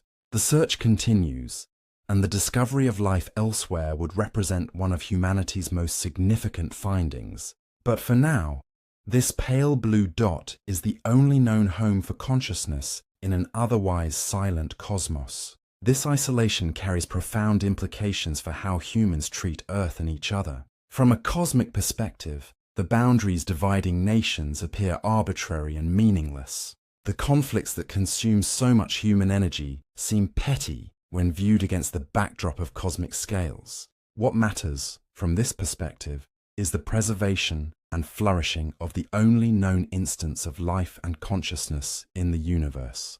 The cosmic perspective does not solve political or social problems, but it provides a framework for understanding what truly matters. The continuation of this extraordinary experiment in self-aware matter that has emerged on Earth, the cosmic perspective, is simultaneously humbling and empowering. It humbles by revealing the true scale of the universe, the immensity of space and time that dwarfs all human concerns. Yet it empowers by revealing that despite this vastness, despite occupying such a tiny corner of the cosmos, humans have succeeded in understanding their place within it. The ability to comprehend the cosmic story, to trace causality from the Big Bang through cosmic inflation, structure formation, stellar nucleosynthesis, and planetary formation to the emergence of life. This understanding represents a triumph of consciousness over the apparent meaninglessness of vast cosmic scales. This perspective also reveals the temporary nature of all things. Stars are born, shine for a time, and die. Galaxies form, evolve through mergers and interactions, and will eventually fade as their stellar populations age and expire. Even the universe itself may not be eternal, whether ending in heat death, big crunch, or big rip. Nothing lasts forever in the physical universe.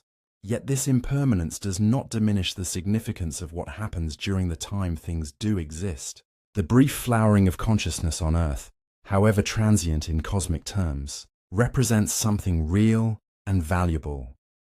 The cosmic perspective encourages focusing on what can be influenced rather than what cannot. Humans cannot alter the expansion of the universe, cannot prevent the eventual death of the sun, cannot change the fundamental laws of physics. But within the scope of this planet and this epoch, humans can choose how to treat each other and the biosphere that supports all terrestrial life.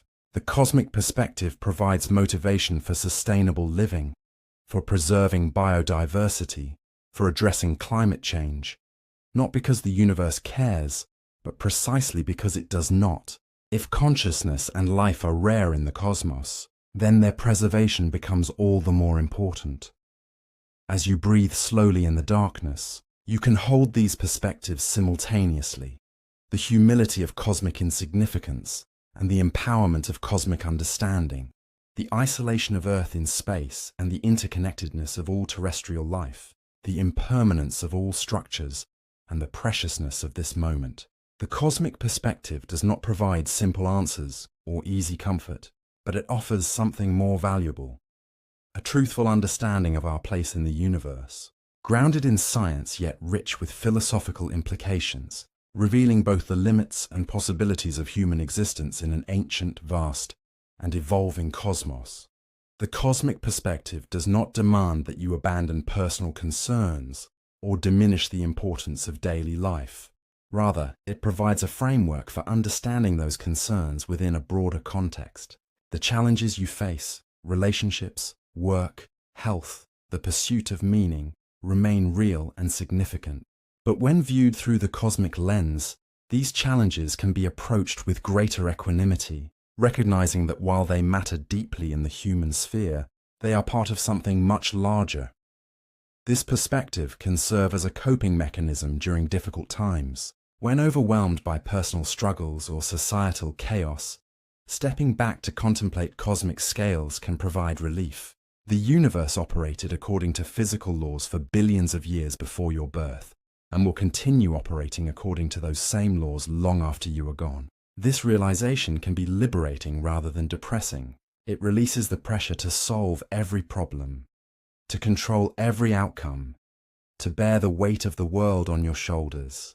Some things are beyond human control, and recognizing this boundary between what can and cannot be changed allows you to focus energy where it can make a difference. The cosmic perspective also reveals that the very existence of conscious beings capable of asking questions about meaning represents something extraordinary. The universe did not have to produce consciousness. For billions of years, it consisted only of elementary particles, radiation, and simple atoms. The emergence of complexity, from atoms to molecules to cells to organisms to brains capable of contemplating their own existence, was not inevitable. It required specific conditions, specific sequences of events, specific planetary environments. That these conditions arose at least once, here on Earth, demonstrates that the universe, while vast and mostly empty, is capable of producing something remarkable. This remarkable emergence suggests that consciousness and life, while perhaps not cosmically significant in the sense of affecting the universe's overall evolution, are significant precisely because they are rare and improbable. You are not watching a movie about the universe. You are part of the universe's story, a chapter where matter has become self-aware and begun examining its own origins. Every thought you think, every observation you make, every insight you gain represents the universe understanding itself through you. This is not metaphor, but literal truth. The atoms in your brain are universe atoms organized in such a way that they can contemplate the history of universe atoms. As you lie here in the darkness, your breath flowing gently, you can appreciate the journey you have taken. You began at the singularity, that infinitesimal point where space, time, and energy burst forth in the Big Bang. You witnessed cosmic inflation stretch quantum fluctuations across cosmic scales. You watched the universe cool and atoms form as electrons joined protons in the Great Recombination. You waited through the cosmic dark ages as matter gathered in gravitational wells shaped by dark matter's invisible hand. You saw the first stars ignite, ending hundreds of millions of years of darkness with brilliant blue-white light. You observed these massive stars live fast and die young, scattering the first heavy elements into space through violent supernova. You watched second-generation stars form from enriched gas, creating smaller, longer-lived suns and beginning the process of planetary formation. You witnessed galaxies emerge from collapsing dark matter halos, saw them merge and evolve through billions of years of gravitational interaction. You contemplated the cosmic web, that vast network of filaments and voids stretching across billions of light years, shaped by those original quantum fluctuations amplified across 14 billion years. You peered into an uncertain future shaped by mysterious dark energy, whether that future holds heat death, big crunch, or big rip remaining unknown. And finally, you return to this moment, to this breath, to this consciousness experiencing itself in the quiet darkness. This is the cosmic perspective, understanding that you are simultaneously insignificant and precious, temporary and eternal, isolated and connected. Insignificant in that you occupy a tiny fraction of space and time in a vast cosmos. Precious in that you represent one of the universe's most remarkable achievements, conscious matter examining its own existence. Temporary in that your individual consciousness will not persist forever. Eternal in that the atoms comprising you will endure, cycling through future generations of stars and perhaps contributing to future instances of complexity yet to emerge. Isolated in that Earth may be the only inhabited world in a cosmos spanning billions of light years. connected in that every atom in your body links you chemically to ancient stars and causally to the universe's first instant. As you breathe slowly in the darkness, you carry within you 14 billion years of cosmic history. You are stardust contemplating stars, the universe examining itself, a brief flowering of consciousness in an ancient cosmos. This is who you are, and this is where you stand, here, now, breathing softly in the darkness, connected across space and time to everything that ever was and everything that will ever be.